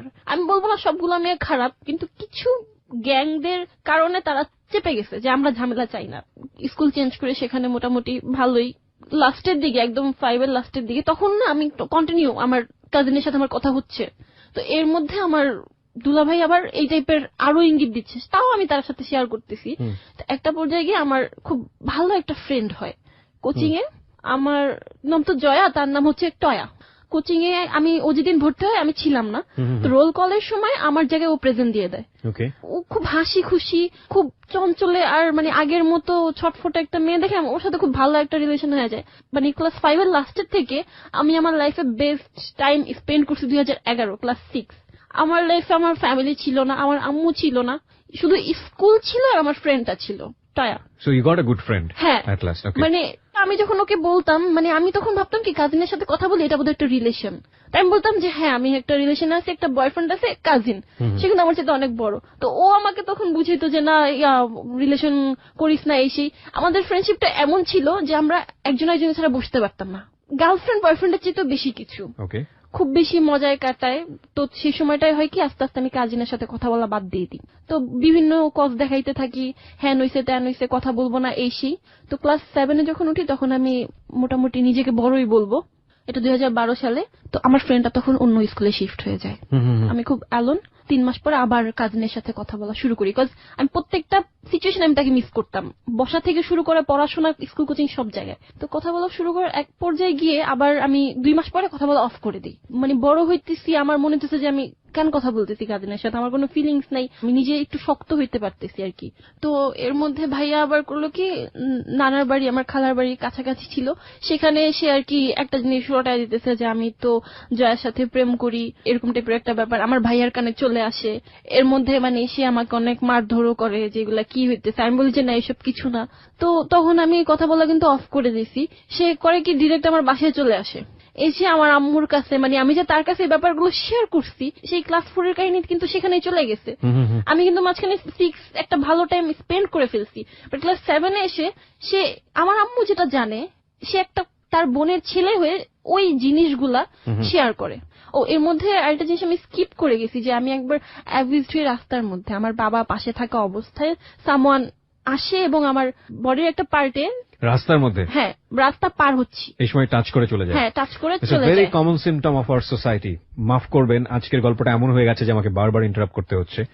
এটা শুধু ও যেটা বললো তা না, আপনি যদি একটা সার্ভে করেন, মেয়েরা যদি অনেস্টলি তাদের নাম গোপন করে যদি সার্ভেতে যদি পার্টিসিপেট করে, আপনি 99% কেস দেখবেন কোনো না কোনো ভাবে এরকম ভিকটিম হয়। কোথায় কোথায় আমি আপনাকে বলি, একটা হয় আন্ডারপাস পার হওয়ার সময়, যখন অনেক বেশি লোকজন থাকে। আরেকটা হয় কোন ধরনের গ্যাদারিং যখন হয়, ছেলে মেয়েরা যখন একসাথে হয় ওই সময়টাতে। এমনি পত্রপত্রিকায় অনেক বেশি নিউজ আমরা দেখি এগুলোর উপরে, ছবিও চলে আসে ইনফ্যাক্ট। আরেকটা হয় পাবলিক বাসে, এবং আরেকটা হয় হঠাৎ করে রিক্সা পার হচ্ছে, হঠাৎ করে একটা ছেলে হেঁটে যাচ্ছে, তখন ধাম করে হাত দিয়ে দেয়। যদি কোনোদিন আমি যদি কখনো কাউকে এরকম দেখি, আমি যে ওকে ওই মুহূর্তে কি করবো ইভেন আই ডোন্ট নো। আমি এটা বাদ দিলাম, এটা তো আরো ভয়াবহ। এর চাইতে আরেকটা জায়গায় আসি, সেটা হচ্ছে যারা বিশেষ করে মাকে নিয়ে, বোনকে নিয়ে, কিংবা গার্লফ্রেন্ডকে নিয়ে, কিংবা বউকে নিয়ে বিভিন্ন শপিং মলে যান, বিভিন্ন জায়গাতে যান, একটু লক্ষ্য করে দেখবেন কি ছেলে, কি বুড়ো, ভালো পোশাক পরা, কি স্যুট ব্লেজার পরা, কি মুখে দাড়িওয়ালা, কি দাড়িওয়ালা না। দাড়িওয়ালাদেরকে তো আমি খুব কমই পেয়েছি, আমি টু বি অনেস্ট বলবো, আমার নিজের এক্সপেরিয়েন্স। বাকি যাদেরকে আমি পেয়েছি, এরা সবাই কেউ মেয়েদের চোখের দিকে তাকায় না, এমন একটা জায়গায় তাকায়, আমি মুখে সেটা উচ্চারণও করতে চাই না। এবং বিশ্বাস না হলে কালকে একটা এক্সপেরিমেন্ট করে দেখুন। এবং আপনি যারা যিনি শুনছেন তাদের মধ্যেও অনেকে এরকম আছেন। আচ্ছা ভাই, লজ্জা করে না? নিজেরও তো মা আছে, নিজেরও তো বোন আছে। একটা মেয়ে কি পরিমাণ এম্বারেস ফিল করে একটা চিন্তা করে দেখুন। সে তো আপনার বোনও হতে পারতো না। দুঃখিত, আমি আসলে আজকে অনেক বেশি আউট অফ ট্র্যাক হয়ে যাচ্ছি। মানে ওর গল্পটা এরকম যে নিজেকে কন্ট্রোল রাখা খুব মুশকিল। বলো, তারপর কি হলো? তো এইটা ছিল ক্লাস 5 এর একটা টাইমের ঘটনা। এমনিতেও আমার আম্মু সবসময় আমার কেয়ার করতো, প্লাস বাবা পাশে থাকা অবস্থায় এরকম একটা সিচুয়েশন। রাস্তার মধ্যে বলছি যে আব্বু আব্বু, লাইক মানে বলতে পারতেছি না, তারপর বলতে না, সে আমার অনেক জোরে হাতে প্রেস করে চলে গেছে। আব্বু লাইক কিছু হয় নাই, চলে আসুন। আমি খুব পেন পাইছি অনেস্টলি। তো আম্মুকে যখন বলতে পারছি, তখন আই গেস আমার বাবাও বুঝতে পারছে, এন্ড তারপর থেকে তাদের কেয়ারটা যতটা না ছিল তার চেয়ে বেশি ডাবল হয়ে গেছে। যখন আমার কাজিন আম্মুর কাছে এই কথাগুলো বলতেছে, সেই সময় সে আরো এক্সট্রা বলতে চাচ্ছিল যে আমি তার সাথে বের হইছি, এই সেই। মা স্টেট কার্ড বুঝতেছে যে আমি 24 আওয়ার আমার মেয়ের সাথে থাকি, কিভাবে পসিবল। হ্যাঁ, তবে যেই জিনিসগুলো আমার মা জানে, সেই জিনিসগুলো যে আমার কাজিনও জানে, এটা শুনে আমার মা একটু অন্যরকম ফিল করারই কথা, কারণ এগুলো ও জানবে কিভাবে, বয়সের তো পার্থক্য। হ্যাঁ, নর্মাল কথা না। তো এটা নিয়ে আম্মু হয়তো বিশ্বাস করছিল কিনা জানি না যে আমি রিলেশন করছি। আসলে তার সাথে আমার এটা কোনো মানে লাভ রিলেশনশিপ ছিলই না। তো এটা নিয়ে আরেকটা ঝামেলা হয় বাসায়। তা আমি টোটালি বলি যে তার সাথে আমি যোগাযোগ করবই না।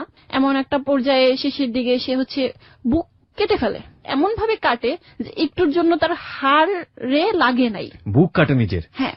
ওকে। এবং এটা ফলস ছিল না, এটা আমি দেখছি। তারপরে না আমি আবার ইমোশনাল হয়ে কথা বলা শুরু করি। সে তখন টয়াও আমার সাথে নেই। ওকে। যখন আমি অফ করে দিছিলাম, তখন আমার আরেকটা মানে এমনিতেই ক্লাসমেট আমাকে না পেয়ে আমার আম্মুর ফোন থেকে ওর নাম্বার নিয়ে ফোন দেয়। তো তখন তো ক্লাস 7 এর একটা মেয়েকে কেউই পার্সোনাল ফোন দেয় না। তো ওর মা ধরার পরে বলে যে ও কোথায়, মানে আমার ফ্রেন্ডের নামটা আমি বলবো না, ওকে জিজ্ঞেস করে যে ও কোথায়, কেন বাবা, আমি ওর ফ্রেন্ড। ওর মা ভুলে যায়, আবার ফোন দেয়। তো একটা সময় ওর মাও সন্দেহ করে যে কি হইলো, আমার জন্য আমার ফ্রেন্ডটাও খায় বেদম মার। তো লাস্টলি আমি কথা বলা শুরু করি আবার। এবার আমার মুখ দিয়ে বলি যে আচ্ছা ঠিক আছে, লাভ ইউ। কাজিনকে? হ্যাঁ। It was love or just? না না, এটা লাভ ছিলই না। সে হচ্ছে যে আমাকে ছাড়বেই না, সে আমার মাকে বিচার দিতেছে, তার কারণে আমার ফ্রেন্ড মার খাচ্ছে, মানে ওকে থামানোর জন্য সামহাও তুমি? হ্যাঁ হ্যাঁ হ্যাঁ, আমি বলে আচ্ছা ঠিক আছে, লাভ ইউ। তো তখন আমার ফ্রেন্ডকেও সরি বলতেছে, ফ্রেন্ডকে বলে যে আমি জুতা কিনে রাখি, জুতা দিয়ে মায়েরও ইটিসি ইটিসি। পরে আমার ফ্রেন্ডের কাজিন ওকে বুদ্ধি দেয় যে মোবাইল ফোন নে। তো তারপর লাস্টে যেটা হয় যে সে 2টা মোবাইল নিয়ে আসে এবং আমার যে ফ্রেন্ড ও গিয়ে কালেক্ট করে আমাকে একটা দেয়, ও নিজে একটা রাখে। তো যেদিন ফোনটা নেই পরদিনই আমার কাছে ধরা খাই। হাও, মানে আমার যে ফ্রেন্ড ও ওর বাসায় বসে শুধু শুধু এমনি কল দিছে। ওই রুমে ঢুকতে গিয়ে দেখি দাদু, মাঝখানে ফোনটা বের করছি আর আমার আম্মু চলে আসছে। আমি যদি ফোনে কথা বলতে বলতে ভিতরে চলেও যেতাম, আম্মু বুঝতো না যে ফোনটা কার, বাট আমি বোকার মতো মানে এত বেশি ভয় পাইছি। তো আম্মু রাগ করে বলে যে এটা দিয়ে আসবে। আমি মিথ্যা বলি যে এটা আমার ফোন না, আম্মু একটা ফ্রেন্ডের ফোন আনছি রেডিও শোনার জন্য, আমার রেডিওর প্রতি একটা ঝোঁক ছিল। পরের দিন এই মোবাইল নিয়ে যাই স্কুলে। তো আমার ফ্রেন্ড ওর বয়ফ্রেন্ডের সাথে চ্যাটিং করতেছিল। তো এটা ক্লাস 10-এর 2টা আপু দেখছে। তখন আমাদের স্কুল হচ্ছে একটা ম্যাডাম ছিল, মানে ফোন নিলে একটা ঝামেলা। তো বলছে এই মোবাইল নিয়ে আসছো তোমরা, বাথরুমে ঢুকো। তো ও ছাড়ে না, আমাদের সাথে তো মোবাইল নাই। আমরা তো আজকে ফার্স্ট ডে আনছি, আমাদের ব্যাগে ফোন।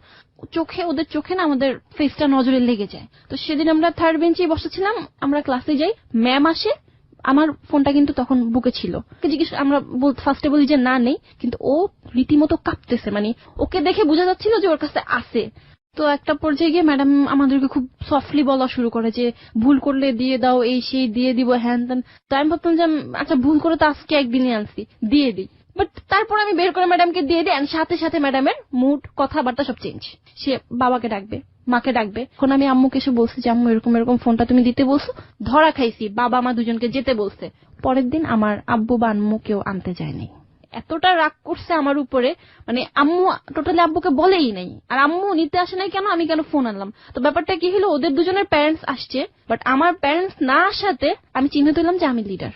আর যেহেতু আমার কাজিন আমার ফ্রেন্ডকে মোবাইলটা দিছে, ফোন কই পাইছো, আমাকে জয়া দিছে, ফোন কই পাইছো, আমাকে জয়া দিছে। তখন আমার বাবা মানে প্রায় 1টা মাস মাঝখানে বন্ধ ছিল, ঘুমাই নাই, আমি শুধু দোয়া পড়ছি, মানে আমার বাবাকে আমি এতটা ভয় পাইতাম।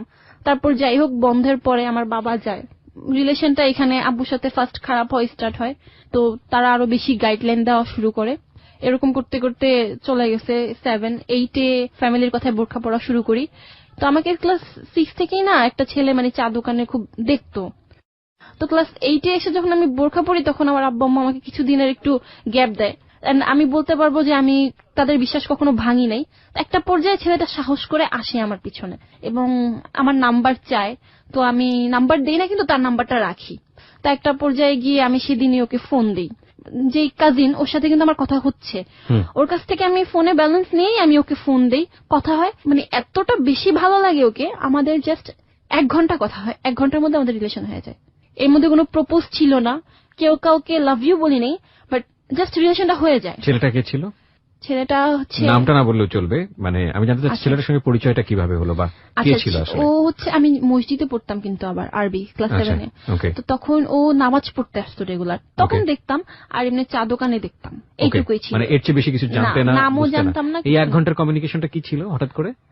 আমি খুব চঞ্চল ছিলাম, সেও বলতেছিল, তো আমিও বলতেছিলাম হ্যাঁ তোমাকে রাস্তা দেখি। সে লাইক হ্যাঁ আমি তো তোমার নাম জানি, তুমি জয়া। সে আবার এর আগে একটা ঈদ কার্ড আমার ফ্রেন্ডের কাছে দিছিল। তো এরকম নানান কথা হইতে হইতে তখন আবার নতুন ছবির নাম ছিল বডিগার্ড। আমার সাথে আব্বু আম্মু সবসময় থাকতো, তার একটা ফ্রেন্ড জোরে বলে উঠতো যে বডিগার্ড। আমি বলি আচ্ছা আপনাদের মধ্যে কেউ বডিগার্ড বলে ডাকে? বলতো হ্যাঁ। তো এইভাবে না 1 ঘন্টার মধ্যে আমাদের বন্ডিংটা হয়, and we are in relationship. সেই সময়টাতে তোমার ওই কাজিন যে, ওর সাথে সম্পর্কটা কি ছিল? ওকে আমি তো লাভ ইউ বলছি, বাট ওর সঙ্গে যাই হোক ওই সম্পর্কটা ছিল আগে থেকে? হ্যাঁ, মানে ফোনে কথা হতো, ওর সাথে আমি দেখাও কখনো করিনি। আচ্ছা, কিন্তু সম্পর্কটা ছিল? হ্যাঁ, মানে ফোনে কথা হতো। ওকে, সো দ্যাট মোমেন্টে তুমি যখন ওর সঙ্গে লাভে পড়লে, যে ছেলেটার সঙ্গে, ওর নামটা কি ছিল? সুমন। সুমন। সো তুমি সুমনের সঙ্গে এই 1 ঘন্টা মধ্যে রিলেশনশিপে যাওয়ার আগ পর্যন্ত তুমি আসলে বুঝতেই পারোনি তোমার কাজিনের সাথে তোমার যে সম্পর্কটা এটা লাভ না? না। ওকে, ওকে আমার খুব তাড়াতাড়ি ভালো লাগলো এবং ওর প্রতি আমার কোনো একটা টান, একটা ফিল চলে আসে। মাঝখানে আমি না ফার্স্টে ওকে বলে দিছিলাম যে আমার এরকম একটা কাজিন আছে, কাজিনের সাথে আমার রিলেশন। তো আমি না বললাম, ও বললো কাজিনের নাম কি? আমি বললাম হানি। হ্যাঁ, মানে তার বিশ্বাসই হচ্ছে না যে 24 আওয়ার যার প্যারেন্টস সাথে থাকে সে কিভাবে আরেকটা মানে রিলেশন করতে পারে। আমি তখন ব্যাপারটা এড়াই গেলাম যে না থাক, দরকার নেই। প্রায় আমার রিলেশনের 1 মাস হয়ে যাচ্ছে। ও আমাকে বলে যে লাইক ফ্রেন্ডরা তো গার্লফ্রেন্ড নিয়ে ঘুরতে যায়, কত দিকে যায়, হ্যাঁ তুমি একটু আসো না, এরকম টাইপের। তখন আমার এই সিচুয়েশনটা ছিল না যে মিট করবো, আমি শুধু ফোনে কথা বলতাম। তো একটা সময় গিয়ে মাথার মধ্যে আসে যে কিভাবে মিট করা যায়। তখন ও বললো জুনের 27 তারিখ আমাদের রিলেশনের 1 মাস হবে, অ্যাটলিস্ট ওই দিন তো দেখা করো। তো ওই দিন দেখা করো এটা বলার আগে আরেকটা জিনিস হয়ে গেছে মিস্টেকলি, সেটা হচ্ছে 2013-তে শবে বরাত ছিল জুনের 24 তারিখে। আর বলি সেদিন আমার ভাইয়ারা হচ্ছে নামাজ পড়তে রাতে চলে যায়, আর আমার আম্মু হচ্ছে নরমালি হচ্ছে নামাজ পড়ে শুইছে, তখন হয়তো 12টা-1টা বাজে। কোন ক্লাসে পড়ো তখন তুমি? ক্লাস 8। ক্লাস 8। ওকে। হ্যাঁ, এটা 2013 সালে। বাসায় তো তখন সারা রাত সব বিল্ডিং এর খোলা থাকে। তো সে আমাকে হঠাৎ করে সাডেন বলে কি যে আমি তোমার বাসায় আসবো, তোমার সাহস আছে বাসায় আসবে, হ্যান ত্যান এরকম করতে করতে একটা পর্যায়ে না আমি দরজা খুলে দাঁড়াই, সাহস করে সে ঢুকেও যায় বারান্দায়। তোমার সাথে সুমনের বয়সের পার্থক্য কত বছরের ছিল? ও তখন হচ্ছে honours second year. Honours second ইয়ারের পরে তুমি ক্লাস 8-এ। হ্যাঁ। Okay, huge gap. সেদিন ফার্স্ট আমি বুঝি যে kiss and lip kiss something.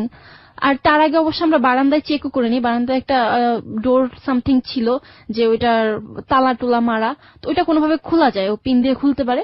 তো তারপর হচ্ছে ও দড়ি কাটে, মানে যদি এদিক দিয়ে যেতে না পারে দড়ি কাটে। তো দড়ি কাটে ঠিকই, কিন্তু আমার আম্মু না টের পায় না, সে আসে 5 মিনিটের মধ্যে আবার চলেও যায়। তো তারপর আমার আম্মু এসে পরে বুঝতে পারে যে দড়ি কাটা কেন, বাট ওইভাবে বুঝতে পারে না, ভাবছে চোর টোর।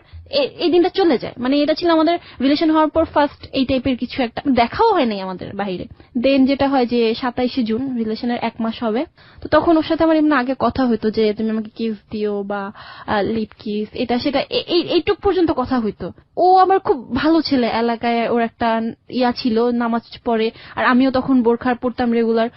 একটা পর্যায়ে ও আমাকে বলে তুমি বাইরে মিট করতে পারবা না, তোমার এই প্রবলেমে পড়বেন, বাসায় তো মিট করতে পারবা। আমি বললাম যে হ্যাঁ এটা পারা যায়, বিকজ তাহলে আমার ফ্যামিলির কেউ দেখবে না। তো পরে এসে বোরখা ম্যানেজ করে আমি স্কুল ফাঁকি দেই, এক প্রকার আম্মুকে পিছে রেখে দৌড়ে এসে আমি অন্য জায়গায় চলে যাই, অ্যান্ড ওর সাথে একটা ওর ভাইয়ার বাসায় যাই। আমাকে বলা হয়েছিল যে ওর ভাই ওর ভাবি থাকবে, বাট বাসায় যাওয়ার পরে দেখেছি সেখানে কেউ নেই।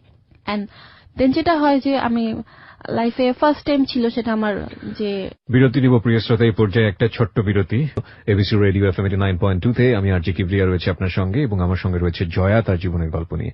হ্যাঁ জয়া, তারপর কি হলো? এতদিন তো শুনছি যে সেক্স অর সামথিং, বাট আমার লাইফে ফার্স্ট টাইম ছিল ওই দিন। And it was plan actually. আমি ভাবছি যে হয়তো যেটুকু আমাদের মধ্যে কথা হয়েছে, এটা তো আমাদের জায়গা থেকে একটা সোশ্যাল ট্যাবু না, আমরা রিলিজিয়নের জায়গা থেকে যদি বলি বিষয়টা, এটা তো একটা সামাজিক ভাবেও যেমন উচিত না, তেমনি ভাবে ধর্মীয় দিক থেকেও তো আমরা দেখি যে এটা অন্যায়। তো তোমার কাছ থেকে বিষয়টা কেমন ছিল? মানে তোমার বয়ফ্রেন্ড সে, এবং তাকে তুমি অনেক লাভ করে ফেলেছো, সেই জন্য বিষয়টা কি খুব ন্যাচারালি এসছে, নাকি হঠাৎ করেই হয়ে গেছে বিষয়টা এরকম, নাকি তুমি প্রিপেয়ার ছিল যে হলে হোক কোনো সমস্যা নেই? না, আমি অবশ্যই এটা সম্পর্কে প্রিপেয়ার ছিলাম না যে আমার কারোর সাথে ফিজিক্যাল রিলেশন হবে, কিন্তু যখন তার সাথে রিলেশন হয় আমি just think about kiss lip kiss or something, ওর সাথে যাই, আমার স্টিল হচ্ছে তখন চলছে।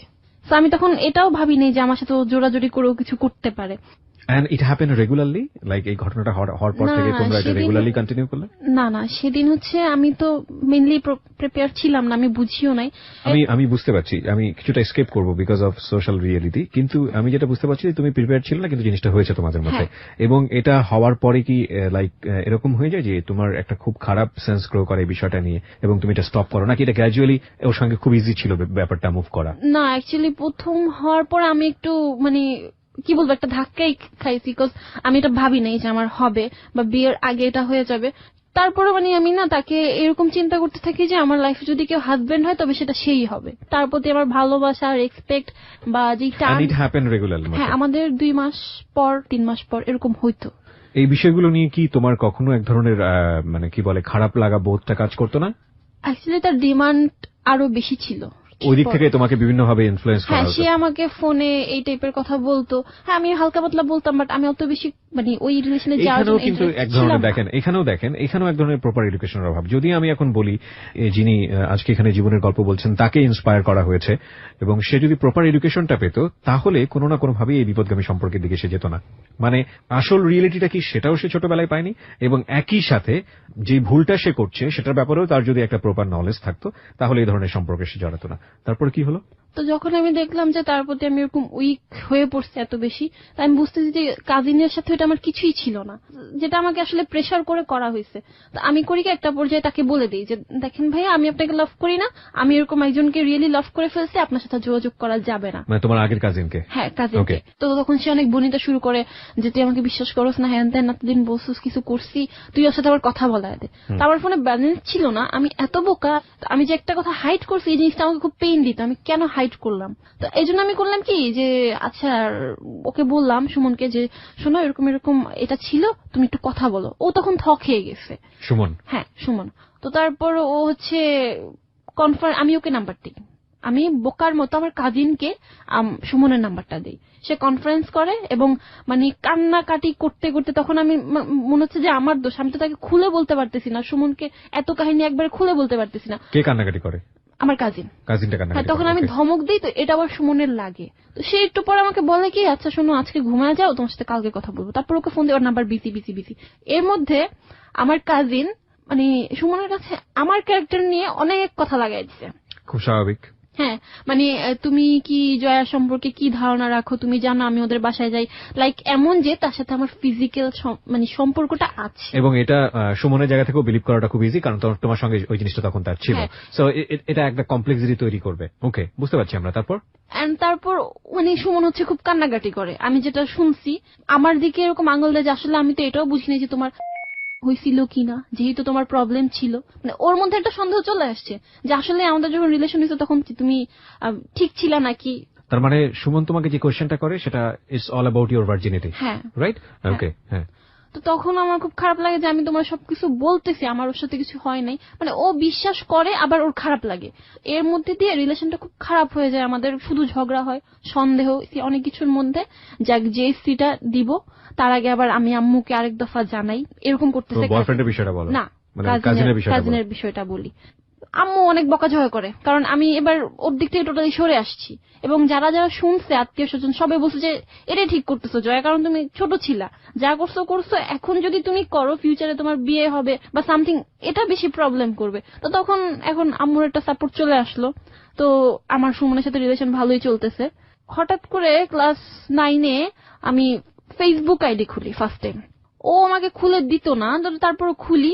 আমি না ফেসবুকে নতুন নতুন ইউজ করতেছি, তো যেই মেসেজ দেয় তার রিপ্লাইটাই দিতে পছন্দ করি, লাইক এটা আমার কাছে একটা মানে মজার জিনিস হয়ে গেছে। তো দেখা যাচ্ছে যে আমি সিরিয়ালি দিলে ওকে একটু দিতে লেট হয়ে যায়, এটা নিয়ে আমাদের ঝগড়া হতো সুমনের সঙ্গে। হ্যাঁ, সুমনের সাথে আমার ফেসবুক নিয়ে নর্মাল থিং নিয়ে ঝগড়া হয়, ফেসবুকে ছেলেদের সাথে কেন কথা বলো এগুলা নিয়ে ঝগড়া হয়। এর মধ্যে আবার আমার বাসায় আমি একদিন আমার ফ্রেন্ডের একটা বার্থডেতে বোরখা ছাড়া যাওয়ার জন্য আবদার করি, তখন আমার বাবা তারপর ভাইয়া অনেক মারে।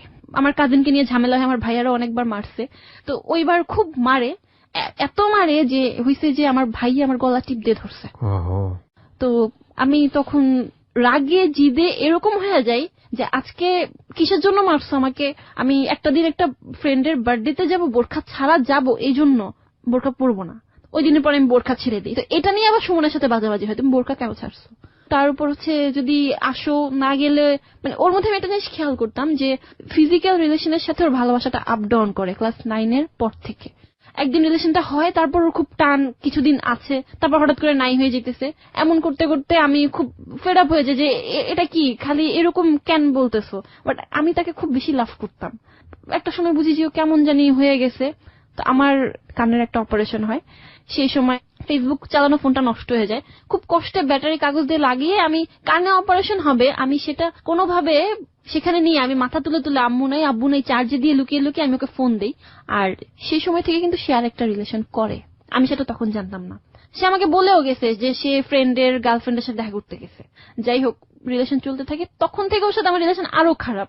লাইক আমি তখন ক্লাস 10-এ, সামনে আমার এসএসসি, আমার প্যারেন্টস আমার পড়াশোনার প্রতি চাপ দিতেছে। একটা পর্যায়ে গিয়ে সিলি একটা ব্যাপার নিয়ে যে আমি একদিন ফোন দিতে না করছে, হ্যাঁ, তবু আমি ফোন দিতেছি। একটা স্বপ্ন দেখছিলাম যে আমি এটা বলবো, অতি আনন্দে ফোন দিতেছি যে আমি খুব সুন্দর একটা স্বপ্ন দেখছি। কয়েকবার ফোন দেওয়ার কারণে লাস্ট টাইম ফোন দিয়ে করলো কি, সে একটা ঝাড়ি। ফোন দিতে না করছি কেন দিতেছো, ব্যাপারটা এরকম ছিল যে তোমার রেজাল্ট বের হয়েছে তো আমি কি করব, স্বপ্ন কি দেখছো তো আমি কি করবো, এরকম একটা ব্যাপার ছিল। মানে সে আমার কেয়ারই করতেছে না। তো পরে আমি খুব কান্নাকাটি করে রাতে ফোন দিয়ে আরো ঝাড়ে, তো এগুলো আমি তখন বুঝতেছিলাম না, পরে আমি বুঝছি, মানে পরে আমি জানলাম যে ও তখন সেই মেয়েটার সাথে ছিল। আমি ফোন দেওয়ার কারণে রিলেশনে ঝামেলা হইতে পারতো, দ্যাটস ওয়াই ও রাতে এসে আমাকে যত খারাপ গালি দেওয়া যায় একটা মেয়েকে, তুচ্ছ মানে বস্তি যেগুলাকে বলে, এই টাইপের গালি দেয়। এত বেশি লাভ করতাম ওকে, আমি নাচ গান সব ছেড়ে দিছি। এর মাঝখানে কিন্তু আমি ওর কথায় বোরখা টোরখা পরি, নাচ গান ছেড়ে দিছি। আমার সংসার হবে, আমাদের ছেলে হবে, ছেলের নাম রাফি হবে, সব ঠিকঠাক। এরকম আচরণে খুব খারাপ লাগতো। তারপর একদিন জানুয়ারিতে হঠাৎ করে বলতেছে ক্লাস 10-এ যে 4 মাসের জন্য চিল্লায় যাবে, 4 মাস কোনো যোগাযোগই হবে না, কোনো প্রকার যোগাযোগ হবে না। 4 মাস, আমি বলছি তুমি 4 মাস থাকতে পারবা? মানে এরকম একটা ব্যাপার যে ও যদি আমার লাভ করে 4 মাস কি করে থাকতে পারবে। আমি ক্লাস 10-এ এপ্রিলের দিকে ফার্স্ট টার্ম পরীক্ষা দেই। ফ্যামিলির সাথে তো আগে হালকা পাতলা ফাইট চুরি চামারি করে দেখা করছি, ফাইট করা শুরু করি যে না এখন আমার ওকে টাইম দেওয়া লাগবে। আমি একটু একটু বুঝতেছি যে আমার কাছ থেকে হারিয়ে যাচ্ছে। আমি সন্ধ্যায় একটু বের হই, এখন তখন একটু বের হই। তো পরে দেখা যাচ্ছে ও হ্যাপি আবার হ্যাপি না, বলতেছে আমি না এখন চিন্তা করতেছি যে ক্লাসটা রেগুলার শুরু করব, গ্রেডটা ভালো আসে না এই পয়েন্টটা। তো আমি চিন্তা করলাম ভালো করো। তো করতো কি, আমি সারাদিন স্কুলে থাকতাম, ছুটি হতো 1টা-1:30-টার দিকে, ও আসতো আমার সাথে দেখা করতে, চলে যেত, এই 2 মিনিটের দেখা। তো তারপর কোচিং স্টার্ট করি, বাসায় পড়া স্টার্ট করি, দেখা গেল যে ওর সাথে আমার রাতে আর কথাই হয় না। এমন করে কয়েক মাস চলে যাওয়ার পর তো হঠাৎ করে ওর একটা ফ্রেন্ডের সাথে আমার ফেসবুকে কথা হয়। তো সে সাডেন আমাকে বলতেছে যে ভাবি আপনি যে সুমনকে যে মোবাইল ফোনটা গিফট করছেন খুব সুন্দর হয়েছে। আমি জাস্ট শকড। আমি একটা স্টুডেন্ট, আমি নিজে ওর সাথে কথা বলি যে ফোনটা দিয়ে, সেটার অবস্থা 12টা বেজে গেছে, আমি ওকে খুব সুন্দর একটা ফোন গিফট করছি। নো ভাই, আমি তো কোনো ফোন গিফট করি নাই। তখন বলতেছে কি বলেন, আমি ওর হাতে দেখলাম হোয়াইট সেটটা আপনি গিফট করছেন বলে, মানে সে বলছে তার গার্লফ্রেন্ড গিফট করছে। আমি বলছি না ভাই, আমি তোকে ওয়াচ গিফট করছি। এটা নিয়ে একটা প্যাচ লাগার পর আমি একটু অ্যালার্ট হই। তারপর আমি একটা ফেক আইডি খুলি এন্ড ওর ভাই, ওর মানে ভাইয়ের গার্লফ্রেন্ড, তারপর ওকে মোটামুটি ফ্রেন্ডদেরকে অ্যাড করি। তো ও জানতো না। এর আগে আমি আবার একবার শুনছিলাম যে ও নাকি মেয়েদের কাছে ফেসবুকে পিকচার চায়, তখন আমি ফেসবুক ইউজ করি না। মানে সুমন? হ্যাঁ, সুমন। তো এটা ওকে জিজ্ঞেস করার পর ও আমাকে বলে যে না আমি না, আমার ফ্রেন্ডরা চায়, হ্যাঁ। মানে ও এমন না, ও এমন একটা ভাব করতো তোমার কেন ছেলে ফ্রেন্ড থাকবে, আমার কোনো মেয়ে ফ্রেন্ড থাকবে না, এরকম একটা ভাব করতো। বাট ও যে কলেজে গিয়ে কি করতো এটা তো আমার ধারণা ছিল না। তো পরে আমি চিন্তা করলাম যে না এবার একটু দেখা দরকার, কারণ ও আমাকে এমন খারাপ গালাগালি যেহেতু করতে পারছে, আমি একটা ফেক আইডি খুললে এত কি অপরাধ হবে। দেন আমি চেক করি, ওর বড় ভাইয়ের সাথে আমার ভালো মতো কথা হয়। তো যেটা বুঝলাম যে ওর ফ্যামিলিতে মিডিয়ার মেয়ে গেলে সমস্যা, বাট ওর বড় ভাইকে যখন আমি বললাম যে আমি মিডিয়াতে যেতে চাই, আমি কিন্তু অলরেডি ওর জন্য এই চিন্তা ভাবনা ছেড়ে দিছিলাম। বাট ইউ হ্যাভ, আমরা যদি আমাদের লিসনারদের জানার জন্য বলি একটু, তোমার ইন্টারেস্ট ছিল তুমি মিডিয়াতে কাজ করতে চাও, কিন্তু সামহাউ তোমার বয়ফ্রেন্ড তোমাকে ইমপ্রেস করেছিল, যে কোনো কারণেই হোক তুমি এই জায়গাটা ছেড়ে, স্বপ্নের জায়গাটা ছেড়ে দিয়ে সংসারী হওয়ার চিন্তা ভাবনা করছিলে। ওকে। তো তারপর হচ্ছে ওর ভাইয়ের সাথে কথা বলে তার বড় ভাই ফেক আইডিতে প্রপোজ করে বসে। ফেক আইডিতে প্রপোজ? হ্যাঁ, আমি নারায়ণগঞ্জের মেয়ে। Propose for what? Love? Love. Okay. কথা বলি, আমার মিডিয়াতে ইন্টারেস্ট, তার কোনো সমস্যা নেই, তার ফ্যামিলি অনেক ফ্রি, মানে সে হচ্ছে ফেসবুকে টোটালি ফ্লার্ট আমার সাথে। তো আমি ওকে ফাইন, আমিও ডান করলাম, ওকে ঠিক আছে রিলেশন করব, জাস্ট চ্যাটিং। আমার মনে হচ্ছে যে আমি অত বড় অপরাধ করতেছি না, আমি জানি যে ওর বড় ভাইয়ের গার্লফ্রেন্ড আছে, তাহলে সে কেন আমাকে এই কথাটা বলবে। আর আমি তো হচ্ছে ওর খোঁজ খবরের জন্য এটা নিচ্ছি। বড় ভাইয়ের গার্লফ্রেন্ড ফৌজিয়া সাজ আর কি, তো তাকেও অ্যাড করি। ওর রিকোয়েস্ট একসেপ্ট করে নাই। একটা লং টাইম পরে ওর বার্থডে, আগস্টের দিকে, তার কিছুদিন আগে হচ্ছে ওর গার্লফ্রেন্ডের বার্থডে ছিল। কিছুদিন পরে আমি প্রায় অনেকদিন পরে ফেসবুকে ঢুকি এন্ড রিকোয়েস্ট একসেপ্ট করছে।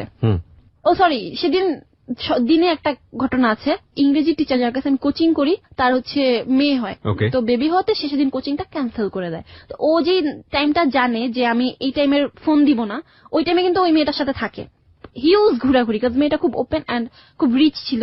তো একটা পর্যায়ে আমি মানে ওকে ফোন দেই, তাও আবার আমার ফ্রেন্ডের বয়ফ্রেন্ডের নাম্বার দিই, যেহেতু আমার কাছে ফোন ছিল না। তো ও সতর্ক হওয়ার টাইম পায় না, ও ফোনটা এমন ভাবে রিসিভ করছে যে মেয়েটা হচ্ছে ওর ঘাড়ে মাথা রেখেছিল আর ওই কানেই ফোনটা ধরছে। আমি তো বাসায় না যে আমি মিনমিন করে কথা বলবো, বাইরে ছিলাম। আমি ঠিক কি অবস্থা, কেমন আছো, এই সেই এগুলা বলতাম। তো তখন ও জাস্ট জায়গা থেকে উঠে গেছে। এর মধ্যে আবার ওর গার্লফ্রেন্ডকে ওরই কোন এক ফ্রেন্ড বোধহয় আমার কথা বলছিল, এটা আমি পরে জানছি। তো ওকে আবারও বুঝিয়ে দিছে যে মেয়েটার সাথে আমার রিলেশন ছিল, এখন নাই, মেয়েটা আমাকে জ্বালায়। তো ও ওইভাবে মেয়েকে কভার দিছে। আমি তো শুনছি মেয়ের গলা, ও মেয়ের সামনে আমার সাথে অ্যাক্টিং, এই আপনাকে না বলছি আমাকে ফোন দিবেন না, এই সেই। আমি বলছি কি অবস্থা, ফাইজলামি করতেছো? তারপর তুই তো গাড়ি শুরু করছে, আমিও মানে মেজাজ খারাপ হয়ে তুই বলে রেখে দিছি। তো তার মাথায় আবার এটা ছিল যে আমি তার প্রতি অনেক উইক, এন্ড আমি যে ফ্যামিলিগত অনেক কারণে ডিপ্রেশনে ছিলাম বা আগের কথাগুলো আমি সব মানে কিচ্ছু হাইড করিনি আমি ওর কাছে। তো ও আবার চিন্তা করছে আমি কিছু করে ফেলি কিনা, ও আবার আমার একটু বড় ফোন দিছে যে কি করো, তখন আমি আবার রাগ করতেছি, ও আবার দিয়ে দিছে আমাকে। কিন্তু ওই যে পরে বললাম সেদিনই 2 দিন পরে আমি যখন ওই আইডিটাতে আবার ঢুকি, বড় ভাইয়ের সাথে রিলেশন করে আমি কি করব, দেন আমি দেখি যে ফৌজিয়া সাজছে, তার বার্থডে পিকচার দেওয়া, কেক প্লাস সুমনের ফ্রেন্ডরা, সুমন ও পাশাপাশি খুব ক্লোজ।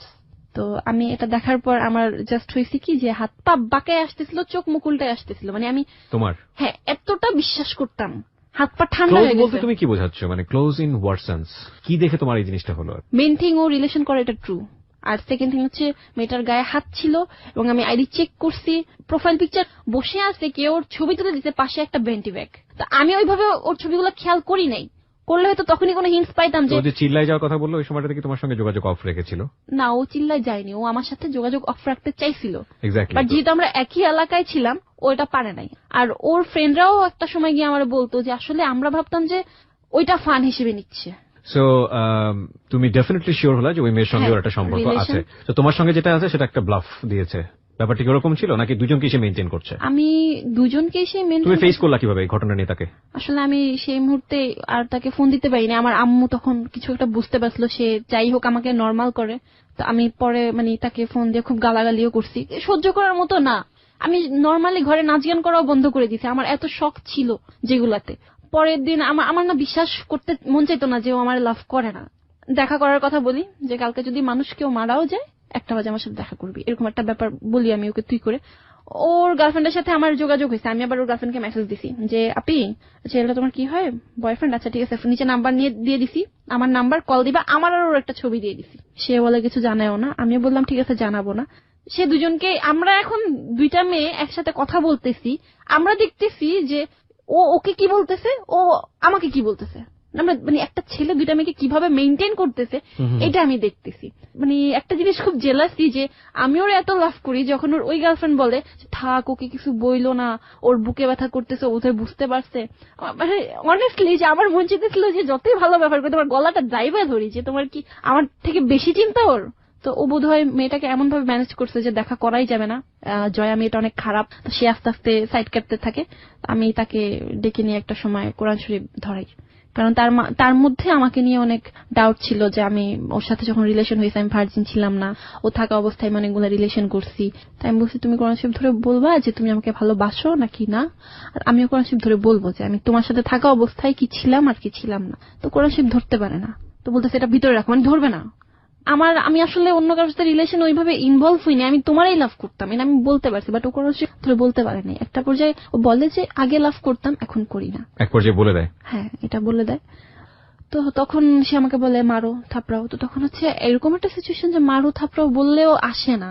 তো পরে আমি নিজেরা শক্ত করার চেষ্টা করি, শক্ত করতে গিয়ে এত উইক হয়ে পড়ছি, খেতে পারতাম না, খেতে গেলে আমার বমি চলে আসতো। যে এত ভালোবাসছি বা একটা ছেলে আমার লাইফে এভাবে আসছিল, আমি কল্পনা করতে পারতাম না যে আমার হাজবেন্ড ও ছাড়া কেউ। ইভেন মেয়েটার কাছে যখন আমি ওদের কথা শুনতাম আমার কেমন জানি লাগতো। আমি ওকে বলছি আমাদের ছেলে হইলে নাম রাফি, ও ফৌজিয়াকে এক্সপ্লেন করছে যে ওর একটা ভালো নাম আছে র দিয়ে, হ্যাঁ তো আমার নামের র আর তোমার ফৌজিয়ার ফ, হ্যাঁ আমাদের ছেলে নাম হবে রাফি।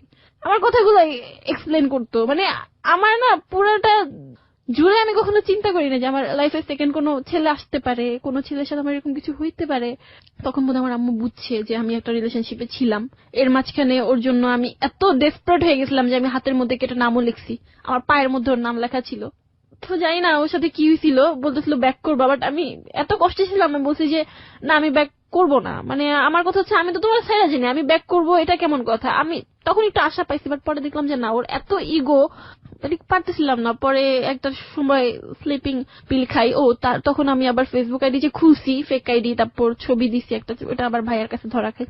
বাসায় আরেকটা ঝামেলা হয়, মারটার খাই। একে তো এটার উপর ছিলাম, তার উপর আরো নিতে না পারে। আমার মনে হচ্ছিল যে আমি কি করবো, আমি চাইলে ওর ফ্যামিলিতে যাইতে পারতাম, ওর মাকে বলতে পারতাম যে এগুলা হয়েছে। তো ও কি হবে, ইনফ্যাক্ট ফ্যামিলিতে কালার খাবে, আমি ফ্যামিলিতে কালার খাবো। ফিউচারে যদি বিয়েও হয় 10টা মানুষ আমাকে অনেক না, কথা কিন্তু যে বলবে। মানুষটা তো তোমাকে চাচ্ছি না, হ্যাঁ। তুমি বিয়ে করে তাকে কি করবে? আমার মাথায় এটা আসতেছিল যে ও তো আমার লাভ করে না। এবার আমি জানছি যে ওই মেয়েটার সাথে ফিজিক্যাল রিলেশন ছিল, জানছি যে না, তারপরেও বলছি যে যা হইছে you take some sleeping pill, মানে সুইসাইড করার জন্য। হ্যাঁ, আমি কতগুলো নাও? 10টা থেকে 15টা। 10 থেকে 15টা তুমি রাতের বেলা খেয়ে যাও মরে যাওয়ার জন্য। প্রিয় শ্রোতা, আমরা এখানে একটা ছোট্ট বিরতি নিতে চাই। যারা এখানে জীবনের গল্প বলতে চান তারা প্লিজ আমাদেরকে ফোন করবেন। আমাদের ফোন নম্বরটি হচ্ছে 09613892892। আমি আবারও বলছি 09613892892। ওকে জয়, আমরা যেখানটায় ছিলাম। তো তারপর আমি আসলে স্লিপিং পিল খাওয়ার চিন্তাটা করেই ফেলি। অবশ্য সেদিন আমার সেই ফ্রেন্ড টয়া আমাকে অনেকটা চেষ্টা করছে যে এগুলা থেকে বের করে আনার। আমি অনেক রাত পর্যন্ত রাগ করে বাইরেও ছিলাম, বাট লাস্টলি আমি খাই আসলে। বাট আমার ফ্রেন্ডরা বিশ্বাসও করতে পারেনি। যখন আমি হসপিটালে, তখন আর কি ওরা বুঝে যে আসলে আমি খাইছি। বা 3 দিন আমার কোনো সেন্স ছিল না। এটা ছিল বোধহয় সেপ্টেম্বরের 9 তারিখ, আর সেপ্টেম্বর 11 তারিখ কি 12 তারিখ আমি যখন চোখ মেলে তাকাইতেছি, তখন আমার ফিলটা এমন ছিল যে আমি মরে গেছি, আমি বোধহয় এখন মানে যা খুশি তাই করতে পারবো, এরকম একটা ব্যাপার নিয়ে চোখ মেলতে গিয়ে দেখি যে না, আসলে আমি বেঁচে গেছি। তারপরও সুমনের কোনো ফিল ছিল না, সে বিশ্বাস করে নাই, বলতেছে যে এগুলা ঢং। ফাইন, এখন সে ঢং বলুক আর যাই বলুক, আমার এগুলো আসতেছে না। টোটালি হাফ মেন্টাল হয়ে গেছিলাম, কিছু মনে থাকে না। সামনে এসএসসি সব গেছে। তারপর আমার ফ্রেন্ডটা অনেক সাপোর্ট করে, আমি এসএসসিটা দেই। এসএসসি রেজাল্টটা খুব খারাপ হয়। এর মধ্যে আমি আবার একটা কাজ করি, যেহেতু ও আমাকে কষ্ট দিয়েছে, আমার সাথে রিলেশন থাকা অবস্থায় ও মানে আরেকটা রিলেশন করছে, তাও আবার পুরো একটা বছর আমি তাকে ধরতেই পারি নাই। তার সাথে ফিজিক্যাল রিলেশনও ছিল, সে বলে যে ও তাকেই ভালোবাসে। তা আমার মধ্যে একটা জিনিস কাজ করলো যে ও যদি আমার কাছে ব্যাক করার মনোভাব থাকেও, ওর একটা ফ্রেন্ড আমাকে বলতেছিল যে আমাদের সবসময় ক্যাচ আপ করায় দিত, যে অনেক রিলেশন আমি এরকম দেখছি যে 1 বছর পর ক্যাচ আপ হয়, তোমাদের রিলেশনটা অনেক স্ট্রং হয়ে যাবে। তখন আমার মাইন্ড এতটাই বিগড়ে গেছে যে আমার চিন্তা হচ্ছিল যে আমি ওকে কিভাবে কষ্ট দিব। তখন ওর এই ফ্রেন্ডটার সাথে আমি রেগুলার কথা বলতে থাকি। তো একটা পর্যায়ে গিয়ে সে আর কি মানে আমার সাথে এতটা ক্লোজ হয়ে যায় যে we are like in a relationship. আমি তাকে লাভ ইউ বলতেছি না, সে আমাকে লাভ ইউ বলতেছে না, বাট আমরা খুব বেশি ক্লোজ হয়ে গেছি। এন্ড একটা পর্যায়ে গিয়ে আমি সেম একটা ফিজিক্যাল রিলেশন আমার সাথে ছিল, প্লাস ওর ফ্রেন্ডেরও সাথে ছিল, করি। বিকজ আমার মাথায় ছিল যদি আমার কাছে ব্যাক করে, ও যদি একটা মেয়ের সাথে এত কিছু করার পর আমি ওকে লাভ করে ওকে চাইতে পারি, ও যদি আমার কাছে ব্যাক করে, ও এটা মাথায় রেখেই ব্যাক করবে যে হ্যাঁ আমিও অন্য একটা ছেলের সাথে করছি। একটা পর্যায়ে এটা বেরো হয়ে যায়, বাট আসলে ওরকম কোনো ফায়দা হয় না। মানে তুমি যেটা করো রিভেঞ্জ নেওয়ার জন্য, সামহাউ ওকে কষ্ট দেওয়ার জন্য এটা করো, কিন্তু আলটিমেটলি এতে কোনো রেজাল্ট হয় না। না, তারপর এটা ওদের মধ্যে জানাজানি হলো, ওদের ফ্রেন্ডস এর মধ্যে একটা সমস্যা হইলো। তাই আমি বুঝলাম যে সুমন, তারপর ওর ফ্রেন্ড, ওদের মধ্যে একটা ঝামেলা বাজাবাজি হয়ে গেছে। বাট আলটিমেটলি ওর ফ্রেন্ডের সাথে আমার এটা কোনো রিলেশনশিপ ছিল না, আর ও আমার কাছে ব্যাক করে নাই। চ্যাপ্টারটা আমি টোটালি বাদে দিয়ে দিছি। ওর প্রতি মনেটা মানে টানটা থাকলেও ওই যে একটা শখ ছিল নাচ গান করব, বা মানে একটা মিডিয়াতে কাজ করব, নিজেকে হিরোইন পর্যায়ে দেখবো, বা ভালো মানে এই স্বপ্নগুলো না খুব কাজ করতে থাকে তখন। মানে যখন তুমি এই ব্রেকআপে ছিলে? হ্যাঁ। ওকে। এবং আমি দেখলাম যে আমি সুইসাইড করতে আমি চলেই গেলাম। আচ্ছা, এমন যদি হয় যে নাচ গান করা পাপ, আমি যদি সুইসাইড করে মারা যাই ডিপ্রেশনে, তাহলে তো ওইটা সবচেয়ে বড় পাপ হবে। তাহলে আমি একটা কাজ করি, আমি না মরি, আমি আমার স্বপ্নগুলোই পূরণ করি, এরকম একটা ব্যাপার ভিতরে কাজ করে যে এখানে তো কম পাপ হচ্ছে, তাহলে আমি মরে গেলে তো দোজক ছাড়া কোনো উপায় নাই। তো তখন আমার মনে হয় যে না, আমি নক করি, আমি ফেসবুকে খোঁজ করতে থাকি কার সাথে কোথায় কিভাবে মানে করা যায়। তবে আমি জানি না যে আমি আসলে প্রপার কাউকে পাইছি কিনা, বিকজ এরপর দেখা যায় যে আমি যার সাথে এই ব্যাপারে কথা বলে যে মিডিয়াতে আসতে চাই বা মিডিয়াতে কাজ করতে চাই, সবার মধ্যে এই ডিমান্ডটা থাকে যে তুমি সেক্স করো, তোমাকে একটা ফটোশুট করে দিব, তুমি সেক্স করো, তোমাকে একটা চান্স দিব, তুমি সেক্স করো। ইভেন এমন প্রপোজালও পাইছি যে খুব ভালো এবং নাম করা নির্মাতা, হয়তো নাম বললে অনেকে চিনবেনও, সে এরকম বলতে যাচ্ছে না তোমার বাসাটা কোথায়, এখানে তোমার বাসার কাছাকাছি বাসাটা নেই, আমরা রেগুলার একটা রিলেশনের মধ্যে থাকবো। তো এরকম করে একটা সময় আসলে অ্যাভয়েড করতে করতে করতে করতে আমি না মানে একটা শুটের জন্য হঠাৎ করে একটা মডেল এজেন্সিতে আমি ফেসে গেছি। যে আসলে ফেসে যাওয়া বলতে মানে এই জিনিসগুলো তুমি তো প্রথম দিকে অ্যাভয়েড করতে, হ্যাঁ, মানে আমি এই নৈতিক অধপতনে গিয়ে আমি কাজগুলো করব। হ্যাঁ, ওকে। ফেসে গেছি বলতে আমাকে হচ্ছে নিয়ে যাওয়া হয়, আমি আর আমার ফ্রেন্ড যেতাম। তো তখন হচ্ছে আমি আমার ফ্যামিলির বাধা থেকে অনেকটা বের হয়ে আসছি, অনেক ডিপ্রেশন যাই হোক, তারাও ওই ইনসিডেন্টটার পরে অনেকটা ছাড় দিচ্ছে। তো তারপর হচ্ছে যে সেদিন একজন মোটামুটি বয়স্ক একজন লোক থাকে, তো আমাদের 2 ফ্রেন্ডকে কোনোভাবে দুজনের প্রতি উগরানোর চেষ্টা করা হয়, বাট আমরা তো এক ছিলাম। আমার ফ্রেন্ডকে আলাদা রুমে নিয়ে যাওয়া হয়, এন্ড ডোর লক করে দেওয়ার পর বুঝতে পারে যে লোকটা আমার সাথে এরকম কিছু একটা রিলেশনশিপ করবে অর সামথিং। তো এটা ছিল আমার ফার্স্ট টাইম দেন আমি মানে এরকম আউট কারোর সাথে, আমার ইচ্ছা ছিল না, আমি ওই রুমটার ওয়াশরুমে গিয়ে দরজা লাগাই দিই। এন্ড দেন প্রায় আধা ঘন্টা পরে বের হই, যখন আর কি সে আমার সাথে কিছু করতে পারে না। এমন করে প্রায় আমি কলেজে যখন উঠে যাই, তো এখানে একটা প্লাস পয়েন্ট আছে যে আমি এরকম কিছু কিছু প্রবলেমে পড়ে লাইক এটা ফেলে আমি কলেজ লাইফটা নিয়ে একটু বিজি হয়ে পড়ি। এই কলেজ লাইফে আমি কিছু ভালো ফ্রেন্ড পাইছি, আমি কলেজের নামটা মেনশন করব না, যে আমি কলেজে আড্ডা দেওয়া বা আমি ছেলেদের সাথে নর্মালি মিশতে পারি। আগে আমার কাছে এটা খুব বড় কিছু ছিল যে আমি একটা ছেলে ফ্রেন্ড থাকবে, আমার একটা ছেলের সাথে মিশতে পারবো। তো তারপর আবার ফার্স্ট ইয়ারটা যখন শেষের দিকে ভালোই ছিল, ভালোই কাটতেছিল, তখন আবার আমার মিডিয়ার লোকদের সাথে কথা বলতে বলতে এখন আমি দেখতো যে আমি আসলে দেখতেছি যে এই জিনিসটা ছাড়া আমি পারতেছি না। দুই একজন আছে মানে যারা মানে হয়তো বলছে হ্যাঁ আমি দুই একটা কাজ করছি, ওগুলো হয়তো আমি মেনশন করে বলবো না, বাট বেশিরভাগই এই ধরনের প্রপোজাল দিতে থাকে। এন্ড একটা পর্যায়ে আমি ইনভলভ হয়ে যাই। সামহাও তুমি মিডিয়ার এই ধরনের লোকজনের সঙ্গে ইনভলভ হয়ে যাও, এন্ড ইনভলভ হয়ে যাও মানে আমি বুঝতে পারছি যেটা যে তুমি এই ধরনের কাজে জড়িয়ে পড়ো। ফায়দা কিছু হয়েছে তোমার এই কাজের বিনিময়ে? না, actually that was my question actually. যারা এই কাজগুলো দিয়ে তোমাকে দিয়ে করাচ্ছে, তুমি যার কাছে মিশতেছো তারা তোমাকে কোনো কিছু ফ্রুট দেয়নি? এবং কি আমি কিছুদিন পরে এটাও আবিষ্কার করি যে আমাকে বলতো যে দেয়ার ক্লায়েন্ট, তুমি করলে তুমি কাজটা পাবে। লাস্টলি আমি দেখি যে আসলে তারা না মডেল এজেন্সি না একটা মানে বিজনেস করতেছে। লাইক তারা আমাকে বলতেছে যে এটা হচ্ছে হ্যান ত্যানের ত্যান, তুমি এর সাথে করলে তুমি এই কাজটা পাবা, তো আমাকে দিয়ে এটা করাচ্ছে। তো আমার এখানে কিন্তু আমি কাজটাও পাচ্ছি না, এমন না যে আমাকে কোনো টাকা দিতেছে, কিন্তু দে মানে গেট মানে কি বলবো একটা হ্যাঁ মানি, খুব বড় একটা অ্যামাউন্ট মানি পাচ্ছে। মানে তারা আমাকে দিয়ে একটা বিজনেস করতেছে, বাট আমি এটা বুঝতে পারতেছি না। আমি এটা বুঝতে পারছি, বাট একটা এমন টাইমে গিয়ে বুঝতে পারছি যখন আমি এটার সাথে খুব ভালোভাবে ইনভলভ হয়ে গেছি, যে আমি এখন আর এটা মানে এখন আমি করতেছি। লাইক একটা সময় আমি যেমন ছিলাম যে এটা আমার কাছে অনেক বড় কিছু, এখন আমি করতেছি আমার নিজে থেকেও করতেছি। দেখা যাচ্ছে মানে আমি এটা এখন আমার কাছে কোনো ম্যাটার করতেছে না যে আমি বিয়ের আগে করতেছি, কেমন যেন।